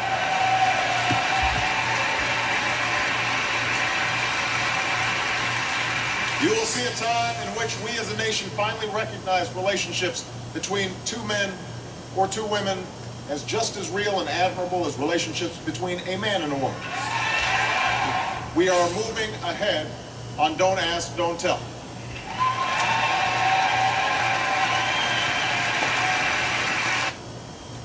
Did y'all hear that? Y'all heard that? Now I want you to understand, politically, we're talking about the influence this has on the world. The black race is the strongest group on this planet, more than Arabs, more than anybody, against homosexuality. In order to push this as an agenda to open our people up for the final extermination of the race, they put in place a flaming homosexual who ain't flaming if you don't know how to see it, but he's a flaming freak fag, to put a black face on homosexuality. Now, we're going to go into it because we understand why it was necessary to get him and why it helps to have him there. Understand, again, why do we fall in love with Barack Obama? A highly politically immature race. You say, what are you going to do for black people? If he don't have an answer, then your answer is, it don't matter what, listen, these are politicians. They're not race loyal people. If he was a race loyal brother from our community who we knew, and we knew what he's going to do because he done it, it'd be different. He wouldn't have to say nothing what he's going to do. We already know. We just got to be in a position to support him when he does it. But when it's somebody you don't know, you make it real clear. This is what we want. This is what we looking for. What you going to do? If they ain't going to do it, you don't mess with it. It don't matter what color they are. This is nothing but a freak. He didn't promise nobody nothing but fags. And they ain't delivered nothing to nobody but fags. And still, we against homosexuality. Still running around, I still like Barack Obama. We not mature. The guy's here to exterminate us. And he's doing a very good job. Which is the last one we're going to talk about, law. Let us understand. We said in between, these are his tools for maintaining racism and white supremacy. Economics, of course we know education, but economics, labor, politics, and law. It is between law and economics that he runs his political and his labor games. But at the end of the day, he can't do nothing without his system of economics, and his system of economics would not exist without law. What is law? We talking about, this is a base discussion. We're not going to talk about all this rules and all that. We talking about basic fundamental white law that we know today and we look at. Law as a discipline is what a person or people or group enforce. We're going to keep it real simple. Whatever you enforce, that's the law. You can have a million things written down on a piece of paper. The law is what you enforce. Black people often get rules confused with laws. Rules are established guidelines for people to follow. Laws are whatever is enforced, whether stated or written or understood. Meaning, in the 1920s, you had people say in certain places, there was no law saying you couldn't date a white female in some of those jurisdictions.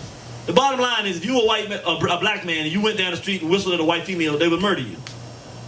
That was the law. It don't matter if they wrote it or said it or what, but they enforced it. If it's enforced consistently, it's the law. That's just what it is. So whites have a lot of laws, like one law, as a black person. Don't speak out against racism and white supremacy. Don't fight white authority. They don't have that written nowhere. But when you start talking to black people, and eventually their minds start processing, they hear what you're saying, and they go, you talking that revolutionary stuff. They go, man, you will get in trouble. Well, ain't nothing written that tell you you'll get in trouble. Well, whites have established the fact that if you fight with them and you resist them, they will whoop your behind, they will kill you, they will hurt you. Our people have gotten that message without nothing written on a piece of paper, just through history, passed down from generation to generation. That's law. Now, as it relates to law, most of their law is maintained primarily through economic, political, and social means. Meaning, economic, they don't have to really come and forth a whole lot. They don't give you no money, you can't do anything, because they create a system where you got to have money to do. You can't pay bills, you can't bill. So they try to keep us poor all the time. That's the bottom line. And even if we do make money, they train us and educate us to take that money and spend it on things that don't help us get out of this condition. So therefore, even if we do have money, it doesn't help us do nothing. So we still poor, even with a whole lot of money. Politics. They put people in front of us to convince us, Barack Obama, to do the very things they want us to do. So they don't have to make us do them, because they just put people in our community. They buy off these leaders, buy the church leaders. They murder a young brother in the street. Black people about to rebel and do something. They send out the Negro preacher. We can't allow it to happen, but we can't just go out here and be violent. We got to be forgiven in Lord and Jesus. And before long, we started going, yeah, the preacher's right. Now, we were ready to do something for ourselves. They just paid this Negro. That preacher went back there. Let me tell you something. The best, 2 times that the black preacher in America loves. Sunday morning, because that plate going to get passed around 5 times. Boy, he going to eat that night. And the second thing he loved when something bad happens in the black community. Because see, whitey don't help the black preacher except one time. 2 times. When he has a white agenda he wants to fulfill, or when black people about to get out of line. When black people about to get out of line, Jesse Jackson, Al Sharpton, and every Negro preacher in any jurisdiction, they make more money. They make more money than any time they do during the course of a year. They get checks. They get a $30,000. Look, preacher. And I'm going to show you how the black preacher does it. He come in, people about to go crazy in the black community because something happened. They shot a little black girl. They call the preacher in and they say, look, things are really bad. The preacher look at him. The preacher's slick. He hit that white boy in the pocket too. He don't just hit us. He look at him. The white boy said, yeah, man, it looks really bad. I was at the preacher like, yeah, it looks real bad. Oh, can you do anything? I don't know. I mean, people, and so white boy said, write a check. Well, can you help us? $10,000. He said, I don't really know as much I can do. People really, really, really infuriated out there. But I said, oh, come here. Looking out at the cracker, a little pissed off because he's like, he jerk. He write down 50,000. The preacher said, oh, yeah, well, look, I'm going to take care of it. Don't worry about it. I'll make sure everything's okay. That looks right. This going to clear, ain't it? See, because if it don't clear, I don't know what might happen. I mean, it might go from one thing to the next, but this going to clear. When that 50 G's clear, hey, he done talked us out of every thing we was going to do. He done got up there with some of that slick stuff that he know he done taught you every Sunday to prepare you to be able to tell you whatever he wants you to do. He got it done. He made his money. You going to send a collection plan. He going to make a money twice. That dude going to come up in the Maybach this week. I ain't preaching. That's a nice. Well, yeah, just a friend of mine worked the store. No, he gets paid. And that's how he gets paid. And that's really how it works. His influence comes in that type of process. And then social means. Jobs. They don't give you jobs, even if you find a way to, if you may find a way to make living without jobs and everything, he don't have to enforce anything. He don't have to make you do nothing. Social means. He creates a climate where he allows people that rape children to get easy sentences, but brothers who kill pedophiles do long sentences. As a consequence, there's a whole bunch of dudes out here that mess with children that's going to target the community, mess them up, so you're not going to have a movement because you got so much social dysfunction. But the people that will stop it, they all locked up. Or they the ones that getting headaches. So he creates social means. He don't have to go out there and do nothing because he creates the circumstances. That's how he does it. But when that don't work, when you don't just comply because he done tried to tell you to comply, he done made you poor, or he don't allow you a way to productively use your energy. When you just decide you gonna do what you gonna do, that's when he come in with the big boys, the guns. That's when his enforcement comes. That's when he uses his military means. When economics, labor, and politics don't work, he can't influence you. He can't make you broke enough not to fight back. He can't prevent you from having a way to spend your time and energy. Then he bring his guns. And so, I don't know how many of y'all live around here, but what do you see right there in this picture?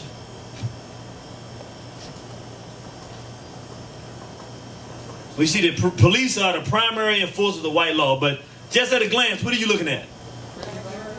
A bunch of what? No, they're not prison guards. Good try. What are they? Yeah. Sister said we saw a bunch of crackers. Now, you shouldn't be using that type of terminology, calling Peckerwood's crackers up in here. We don't do that. No, you see these crackers out here, but what kind of crackers? What is their job? Yeah. Say it again, young man. Police officers, the enforcers, the primary enforcers. Now, where are they?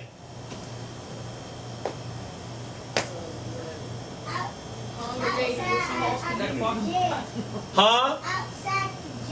Outside the jail. Well, you know, young man, I like that answer.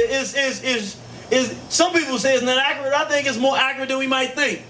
Where they are is right up the street. When I say right up the street, listen what I'm saying to you. 6th and Chesapeake. Matter of fact, just so you can see, I took this in and see 6th and Chesapeake. No, 6th and Chesapeake. Why is this relevant to our discussion? We got to start being able to see what's going on. The individuals that enforce white law are the police. And then after that, military, CIA, FBI, blah, blah, blah. But right on the surface level, the police. In the black communities around the country, I've talked to people, but I've seen it. I live in Southeast, so I know. Before Adrian 50 came here, this is only about 2 years ago. I'd say about 80% of the police was black that I saw on a day-to-day basis. I live around this neighborhood, I'm telling you. In like 2 years, I ain't never seen nothing like this. It's about 80% of the police are white now. And it's real crazy because these not white boys from this area. These Louisiana type redneck white boys, just real, honest to God, a true story. I was sitting in my car and I got one of them things where, you know, I love this new technology. I don't know how to use most of it, but the one thing I got in my car is one of them called a Bluetooth or something. Now, I don't know what a blue and a tooth got to do with it, but anyway, I can talk to a person and it comes through my speakers and my things, so I don't have to be driving around the phone crashing into people, right?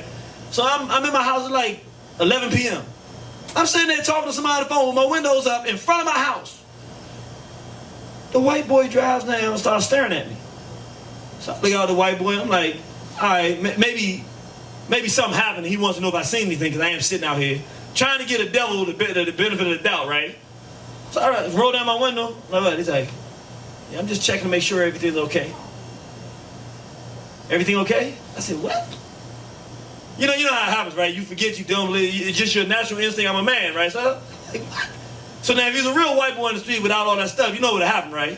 But he a police officer, he got a gun on him. Not that I don't, but I'm just saying he a police officer, he got a gang, right? So I said, all right, he wins this one.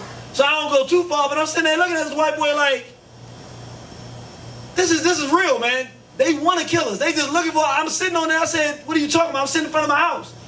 Hey guys, so I just roll my window up. You know, I do one of them things, roll my window up, crack at my neighborhood. So I'm cussing him out on the phone, whoever I'm talking to. And he slowly drives off. You know, I probably wasn't the best decision, but you know, sometimes your manhood just don't let you do it. I tell you what's the most interesting part about it though. I'm thinking, I'm done with it. It's over and done with. Some crazy cracker riding up on me.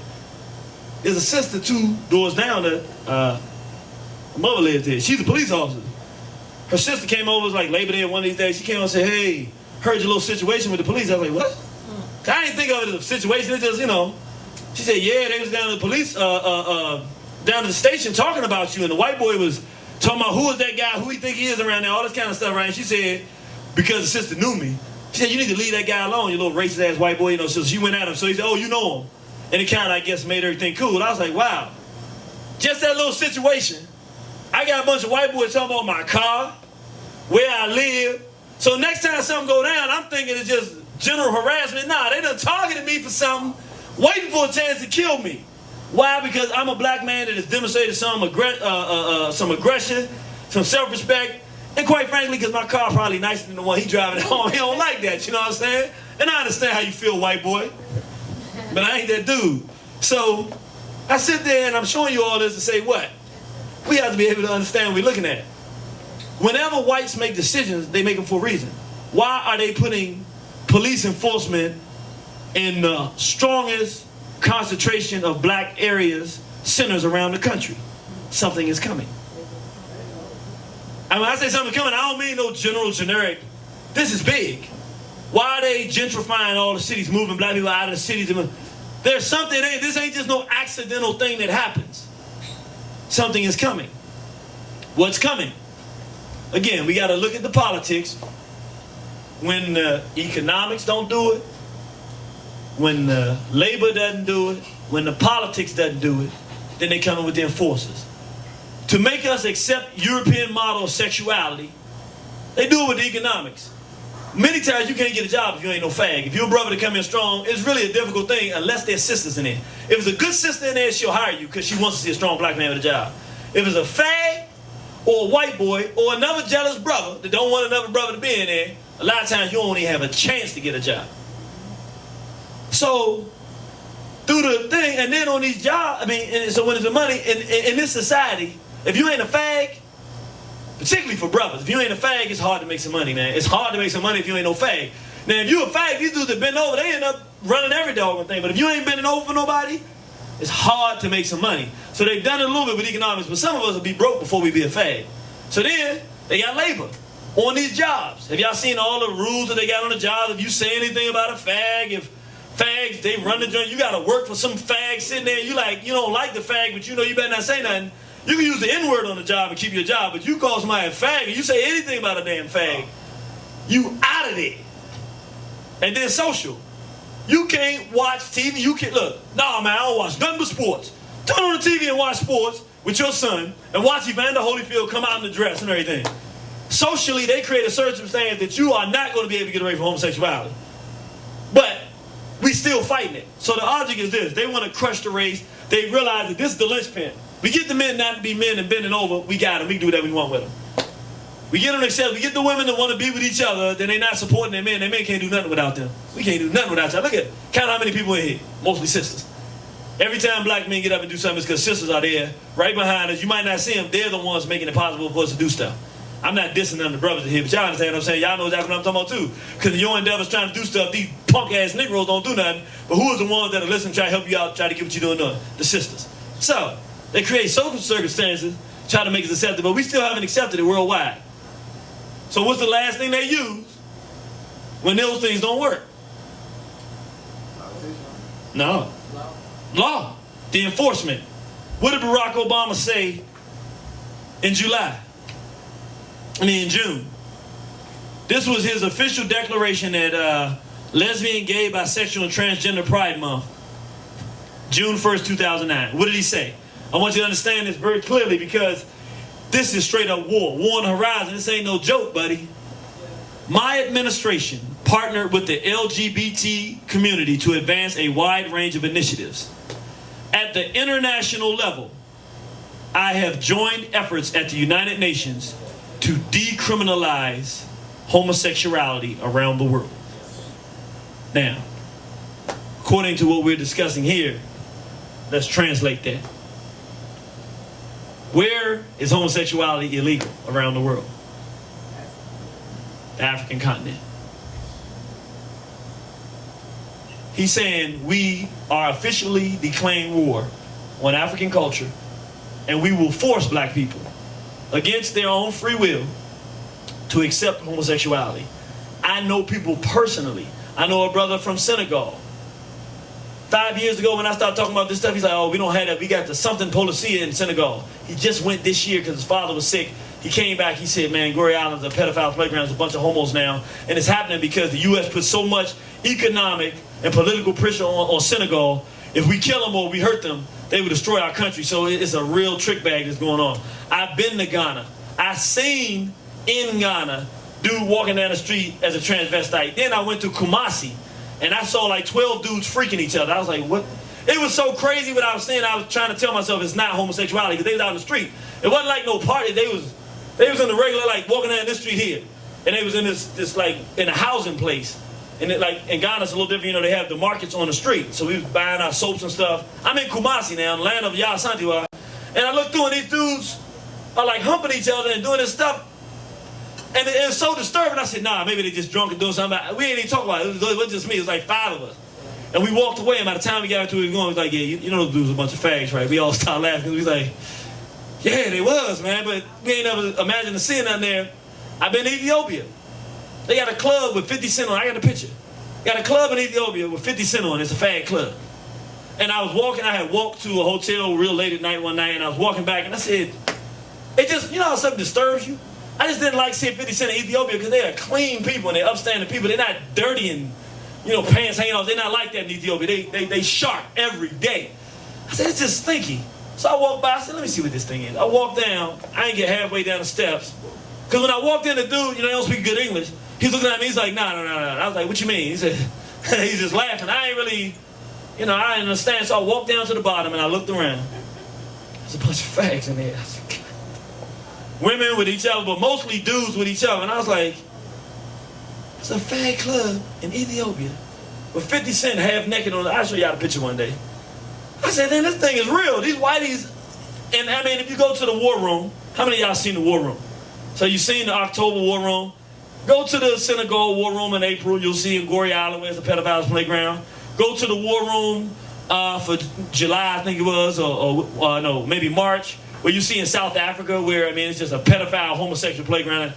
They are enforcing homosexuality, meaning, but here's more importantly, you know this Negro? He ain't even a Negro. You know this goddamn mulatto, this half-breed, sick, filthy product that the wound of Europe is doing now?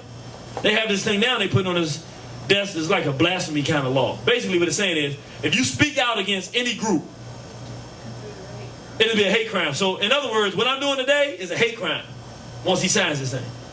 Because I'm speaking out against a group, fags, or crackers. There's another thing, race. So the standard black nationalism dialogue is literally coming across his desk right now to be illegal, meaning your idea of freedom of speech, First Amendment right, is literally being written out of law so that they can enforce this homosexuality. Basically, that's why you got a lot of preachers. Even though they may be Negro preachers, they still ain't fags. They're like, hold on, wait a minute. Once you sign this into law, I can't speak out about homosexuality from my church without you saying, if somebody does something and I do that, that is a hate crime. So now they're enforcing your acceptance for your children, for our children, for the whole race of homosexuality. That is law. And this is how it works on a very practical basis. And so we're going to end it here talking about what we as a people are supposed to be producing. Black law. What is black law? Black law, unlike these other things, is an idea. White law is real. They enforce. We don't enforce nothing. You can pee on black girls and put it on TV, ain't nothing gonna happen to you. We don't have no law in the black community. But black law is an idea for establishing enforcement over behavior and or ideas that responsible African nationalists feel that black people must adhere to in order to progress as a race. In other words, if you target one of our children for sexual abuse, we're going to kill you. We ain't going to the police. We ain't calling nobody. Ain't nobody snitching. Because as far as we're concerned, anybody that makes a decision to rape a child has committed suicide. We don't know nothing. He must have killed himself. At the end of the day, there's nothing we can go report to nobody. We have to make these decisions on our own because you ain't going to be able to report it soon because it'll be legal. So we got to have our own law and set of standards that we say, listen, children don't disrespect adults. And if they do, we spank them, we send them up, we take away their privileges, we make sure that they understand it's law in our community. Ain't no, I don't care what Whitey tells you this, that, and the other. That ain't the law you follow. You in our community, you follow it. Men don't switch in our communities. We go to sleep at night, there are men that are switching. We wake up in the morning, ain't no men switching in our community. You figure out how you want to do it. It just whatever we've established is correct and acceptable. That's going to help us win. We establish it and then we enforce it. Black law would be primarily independent of white law. It would require organized black manhood. Let me say why I say primarily independent of white law. You can't just recklessly do stuff that breaks white law because they enforce their law. So you have to be organized in a fraternal manner where brothers understand what happens, where sisters support what's happening, where we're community-based, and where if you want to talk about a crime of all crimes, when the community has decided that something needs to happen and somebody snitches, that person who snitches, they might as well sign their own death warrant. Because you're trying to disestablish rules and regulations that will support our community. So that'd be the worst crime you commit, to go open your mouth to somebody outside of our community. And so with this establishment of this black law, we would have to consider white law to know how to actively promote black law. Ideally, black law would be synonymous with black culture. In other words, we're in a real dangerous situation. Understand, I'm going to go ahead and put it out there because I know how these whites operate. Somebody's thinking about it anyway. Culture is what a people do that you can identify them by. For instance, our locks, braids. That is African culture. That is something we have done traditionally that you would put with black people, not other people. Here's the danger. We're so lawless as a community now. All the things that we can use to separate ourselves as independent, proud, productive black people have been corrupted and stolen from this roach, like I consider roaches, these homos, lesbians, and the lesbians, the crackers, and the fags. What they do, for a black woman to decide she's going to take the perm out of her and lock her hair and have a natural style, or just wear her hair natural, is a revolutionary decision in the world we live in. So when you see her, you say, wow, that's a sister that's brave. She stepped outside of it. That's how it was 20 years ago. 25 years ago, 30, you couldn't get a job. Well, sisters with dignity and pride and self-respect and a sense of blackness and integrity and understanding that whites are not our friends, that we should be ourselves, plunged forward and made this up. Sisters did it. We didn't. For the hair, for sisters. Here's the corruption of it. Once you allow other people like whites, which is the danger, that they come in and start locking up their hair, well, it takes away the whole sacredness of it. It kills the whole purpose of the revolution. And that's why whites always like to be part of our stuff. Because integration is the best thing that ever happened to whites. It's the worst thing that ever happened to us. We built pyramids when we were not integrated. We have the best communities when they're not integrated. Europeans, they're poor when they're not integrated. They're poor and they're in the caves here and here, cold, ignorant, murdering each other. When they integrate, which means slavery, come and take us and bring us in, they get all the qualities and benefits. They get good entertainment. We can sing and dance. They get everything they want that gives them life with integration. But it destroys everything sacred for us. We have a love for our women. We're going to marry. He just rape all of them and just take them all and have a good time with them. Integration is great for him. Terrorism is the end of the world for us because it's the end of our way of life, our culture. So we don't have the power to tell a cracker that he can't put locks in his head unless you're walking around the black community. You think you can get away with it. But I'm saying we don't have that kind of power now. But we got to start establishing, because law means certain behavior is enforced. More important than anything really is culture. Because what happens is, when you got fags putting in locks, there was a time when I saw somebody with locks, I instantly wanted to go talk to him because I said, that's a person who's been through something to do this. Now when I see a dude with locks, I'm like, is he a fag? So now, he's disturbed the balance for me to be able to find my brother, and he's disturbed what we would call black culture. You got sisters going around as lesbians with locks. And almost, they're more likely to be a lesbian if they got locks than they're not. So, it's associating African traditional culture with homosexuality, which helps the European agenda, because now you got people that look more African than the rest of us by that look, and they fags. So they're marrying our real culture with the worst that our enemy has produced. There's nothing sacred. The only thing black people have that's still left is sacred. And now I'm going to just say this, and I wouldn't be surprised if these crackers come and try to take this. Do y'all know there's only one thing we have that's sacred? Nothing else is sacred but one thing. Huh? He says our skin color. And that's true. Maybe we got two things. Our skin color, that is sacred. Yeah, no, we putting bleaching cream on that. Yeah, so it should be sacred, but we bleaching our skin and trying to do that too. And she right, crackers putting in injection their lips and darkening and taking melanin pills. One thing that we have sacred that nobody's touched. Huh? Man, R. Kelly urinated on little girls sitting around the world.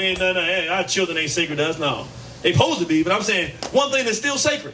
Ain't nobody touched it, but they will. Y'all can't guess? The African name. Our names are real African names. Ayo, that's my name. That's an African name.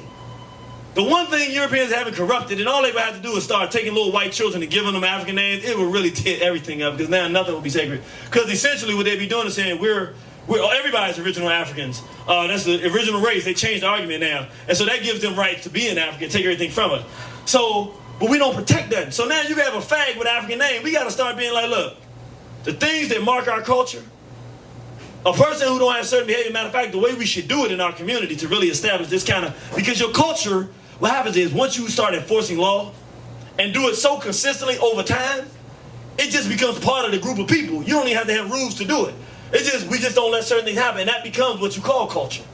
So what's supposed to happen, the best way for us to do it now, we should all, I mean, some people are not going to do this, but when we have children, they should have European names when they're born.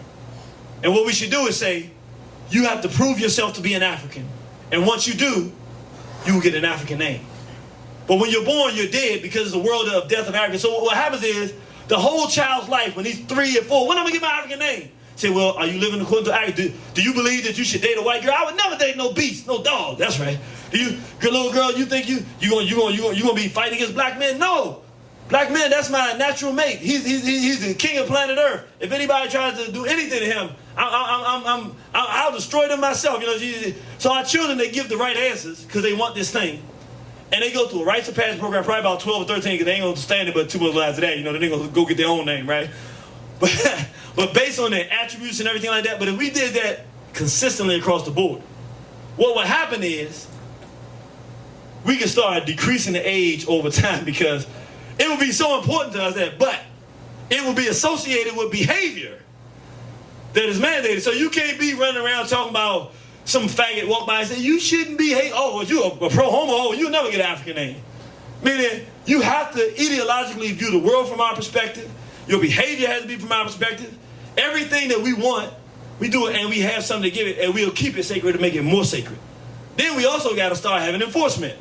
If you're walking around with locks and I find out you a gump, we should take these fools off. If we don't get rid of them, we should shave their heads bald. Say, you will not wear our cultural fashions. Don't be wearing no African, I'm coming in my Ethiopian belt. I'm coming in looking like Tewodros up here or something. Don't let me see you walk around with no Ghanaian, Ethiopian, Kenyan, traditional fabric switching, dude. Nah, dude, we gonna strip you naked and send your behind home. Women too. I'm gonna be serious. Sisters need to start getting those sisters. Nah, don't come over here with that dyke stuff. Sisters, y'all too nice to these damn dykes. It's kind of hard because you can't do it on the job, but I'm saying, y'all need to start, we need to start turning up our aggression. They turn on us. If a sister feels comfortable enough and you're a black woman and she can come up to put that on you, you need to feel comfortable and say, you better get the hell out of my goddamn face with that sick crack of shit. Excuse my language. You need to start, I'm saying we need to start elevating our aggression in safe circumstances. Don't do it on your job because you're going to lose. But in safe circumstances where you look at it, you size the person up and say, I'm comfortable with this one, we need to start engaging in battle when they engage with us. That is the beginning of the process of trying to establish something we call black law. The problem and why we have to do it is because today in the black world community, it's all around the world, the only 2 types of law. One is white law and one is lawlessness. And those are the only types of law that our people recognize. The only enforcement is degeneracy. Somebody is going to make a way to call me an N-word. I don't care what, I was doing a radio show sitting for a brother last week. I know, it was my show, the War on the Horizon show. The brother called up, we having a good dialogue. Then he threw the N-word. I was like, nah, brother, we don't use that term here. Nah, but this ain't no debate. This ain't I can hit the line. I want you to keep talking, but we're not going to debate it. But it's like we in agreement, but we're going to find a way to enforce degeneracy. That's the law in the black community now, lawlessness, or white law. Who called and created the word to call black people the N-word? Who made that word? White folks. Who enforces it? White folks and black folks. So we got the people in our own community. Those are the only laws we got. White law and lawlessness. You see the sister here with the little young boy this is real. Or white boy putting them on, and we do our own videos. We make all this money and show whites. We should be putting the police in handcuffs if we in charge of it. The only thing we see in our community is lawlessness. Only laws that exist, and we got to start creating some enforcement to change the situation. So now we've done I saw people looking a little tired. I think we did much better this week. We actually, since we started closer to 11:30, we actually went 2 hours. So we did pretty good. This is the homework for next week. How did y'all enjoy it, man? How was the class? Did y'all enjoy it? Yeah. Would it be something valuable? I know the sisters, we have the thing that I came to, the Institute of Spiritual Enlightenment. Do you think that the group would enjoy this? Yeah. Because I told us, I want an honest assessment, because I told the sister I'm not going to be bringing a class that was not really valuable, that people would enjoy and that could get something from, to there next week if it's not going to be valuable. Well, actually, we monitor the documentaries on a consistent, regular basis anyway. We were eager to have you at the Institute anyway, so of course you'll be welcome. Now, ain't what I'm asking you. I want you to listen. I'm asking a very pointed question. You saw this. Is it good class to bring to the spiritual enlightenment? Yeah. Okay. Then I'll talk to the sister and see if she wants to do that. Then. All right. And I'm going to tell her, they said it was good. Your folks said it was good. All right. What you going to do for homework? Provide a brief narrative of what the black community should look like, including, in other words, you get to do it, and I'm just saying brief so you don't feel like you got to write a book. But if you want to write a book, write a book. Because some of these things I'm going to take, I want to get your homework, so at least give me a copy. If you can, remember to do this. In fact, the sister, you read yours, I think you're the only one that did the homework. Did you do your homework last week, brother? Did you bring anything or no? Yeah.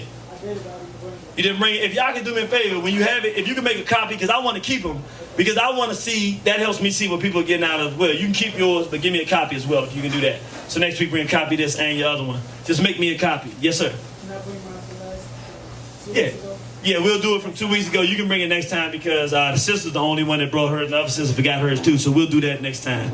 And look, if you don't end up doing it, it's not one, I'm not going to grade you on it. I mean, it's not an issue. It's not one of those courses if you don't get a chance to do it. But I think it's a valuable experience since we're trying to build off of each class. And what you're going to be basically doing, this is your imagination now. But you got to consider the real world that we live in. You can't just make up your own world. The world that we live in, you will write a narrative of what the black community should function like, and this is where you're going to focus. You got to touch these paces. One, the economic outlay. In other words, how do we spend money? How do we generate money? What is it that our people want to buy, and how do we do it so that it works for people? You know, like, just an example. You do it however you want to do it, but back in the, even when I was coming up in the late 70s, people used to make dinners. There were certain people in the neighborhood that made dinners. You go out there, $5, man, you get collard greens, chicken, and that's how those people paid their bills because everybody went to them for that. Then you had cats that come around, they cut everybody's grass. They keep your place looking nice, and they cared about what I'm saying. You develop, saying, how do we work our money? You draw, the community looks like that. Also want you to talk on how our labor is spent. What is the general course? Do black people go to, like today it would be, we get up early in the morning, we go to work, we come home, get ready for the next day and go to sleep. We work in the European system, go to sleep. We wait till Friday night, then if we get a chance, we leave our children somewhere, we go out to have a nice dinner or go to party or do something like that. We do that again Saturday night if we get a chance. And then Sunday we get ready to get back to go to work. We watch the football game, we do that. So a lot of our time is spent watching TV in terms of productivity. So now, I want you to give a real life scenario of what it would look like on a day-to-day basis of our labor. How do we spend our time, including the week and the weekend? So but all of this you're drawing in a picture of what the black community looks like. As opposed to now, where it looks like some people standing out in the corner, smoking weed with a bunch of youngins, with their pants hanging down their head, so forth, and pretty much they disrespected women, and the women are half dressed, half naked everywhere they go, and they wear European hairstyles. I want you to get down to what the black community looks like as it relates to our economics, the way we do our labor, politics and influence. How do we do our politics? I gave you a lot of that discussion today, but how do we influence people to do what we want them to do? How do our politicians behave? How do we pick politicians? What do people think about black people as it relates to politics and how we do it? And lastly, enforcement of law in the black community. Do we do what we do today? Call the police when we think somebody's doing something? How is law enforced in the black community, or if it's enforced? This is your narrative of what it should look like, not how we get there. Give me the end result of what the black community looks like out of your mind, and then we'll share that next week. Again, please get here on time because I'm not. And if we don't start on time, I'm not going to encourage nobody to get here on time. We'll always be late and get later and later, as you see now. The class gets long. We start a half an hour because we waited for people to start, so we're half an hour over now. If everybody gets here on time, then we will end up on time. I do care about your time, and I respect the fact that you have your time. It's a 2-hour class. Next week we'll try to make it closer to the 2 hours instead of 2 hours and a half. Is there anything anyone wants to say, contribute verbally, anything of that nature? Nothing? Okay, well then I'm going to say I want to thank you, brothers and sisters, for coming out. I want to remind you the DVDs, when you're here at the class, are $15, except for the genocide, which is normally $35. It's going to be $25 here. Any of the CDs are $5, and each of the classes, the DVD from the class is $10. Last week's wasn't as good as this one will be, but I want to let's thank Brother Njama. Can we give him a round of applause? He comes out, he doesn't charge anything. This is a young man who does this free. All the taping and filming, he buys the tapes and everything, doesn't charge a thing. And it's not how most of our young people are spending their time, so we want to appreciate that. And also Brother Tashango, who's leading Warner Horizon. He does all the sales. He does the operations for the organization. So I want to thank you for coming out. And I want to remind you, brothers and sisters, we will see you on the battlefield. Thank you. My brother. Yes, sir. The 2 DVDs that I got from you. You can turn the light on, as a matter of fact. Thank you, sir. Yes, sir? The 2 DVDs that I got from you last time, I sent it back home. But the brothers wanted to know if you can speak a little bit slower, because, they say you talk too fast. So you want to hear the funniest thing? I have a friend down there, Amudai Sule. He's from Akupim. That's a region in Ghana. And I sent it home to him, and he watched it, and he said the exact same. He said, look, man, 2 things, because most times when I do my lectures, I wear a suit and everything. But he said, look, you African, and you speak so much Africa, you got to wear African clothes. He said, and 2, you got to slow down, you talk too fast. So I said, all right, look, I see, I'm going to try to talk a little bit slower. But you know the thing, if y'all don't remind me of that when I'm talking, I'm going through so much material. And I literally, when I'm sitting here, I'm thinking, what time is it? Because I don't want y'all to be here too long, I'll forget. So y'all really have to remind me. I really do need to slow down. It's a criticism I know about myself. But I'm always thinking about getting people in, let them get it, and let them go. So remind me of that on a regular basis, and I will slow down. Thank you, sir. Matter of fact, that's another thing. If you see something that can be done better, it's not one of those environments. I'm not one of those type dudes that can't take criticism. I want you to say something to me because I want to be the best. I don't want to be nowhere in the world you can go to get better. Not because I'm competing with nobody, but I think all of us should be that. Anything that we do, we should want to be the best at it. And the only way to get that is to take valuable criticism of people who want to see you win and do it. So you can always speak your mind here.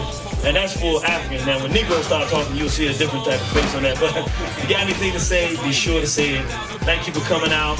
Want to get something, get in the back. Please support Brother Corey Dunston. They got excellent food over here. If you're vegan, they got vegan, vegetarian. And if you like eating meat, they got stuff that tastes so good you think it's meat. They got steaks over here with vegan steaks and stuff. They good though. So go over here and support the juices and everything. And I thank you for coming out. Make sure you sign the book as well. Thank you. Make sure you sign the book. Somehow they survive, although he feminized by the white bandits. Death and disease left some slaves stranded, floating in the ocean where their bodies were examined by the sharks. And in the dark they would follow, waiting for a taste of this human cargo. Those sharks didn't swallow or put on sex farms, made it and forced to use white sex norms. Incest, sex with your cousin and your sister. How could you forget all that they done to us? Am I wrong for fighting this 10,000-pound gorilla in a song? For fighting this 10,000-pound gorilla in a song. Bring it on. Am I wrong for fighting this 10,000-pound gorilla in a song? Bring it on. Am I wrong for fighting this 10,000-pound gorilla in a song? Bring it on. James Baldwin and William Styron were interracial homosexual lovers that decided to architect and construct a new version of Nat Turner's life that will marginalize them. Damn, James, how you do that? Team up with a cracker to downplay what Nat did with an axe to the master. You knew when Nat Turner meant the blacks. I read your poems, you had your hands on the pulse of the people. It seems that Nat Turner represent the dangerous road before Martin King. Maybe you should review the roots. A literary genius, why'd you let this William come between us? Nat Turner lives and he'll always be seen as the meanest slave ever, the cracker beheader. Am I wrong for fighting this 10,000-pound gorilla in a song? Bring it on. Am I wrong for fighting this 10,000-pound gorilla in a song? Bring it on. Am I wrong for fighting this 10,000-pound gorilla in a song? Bring it on. Am I wrong for fighting this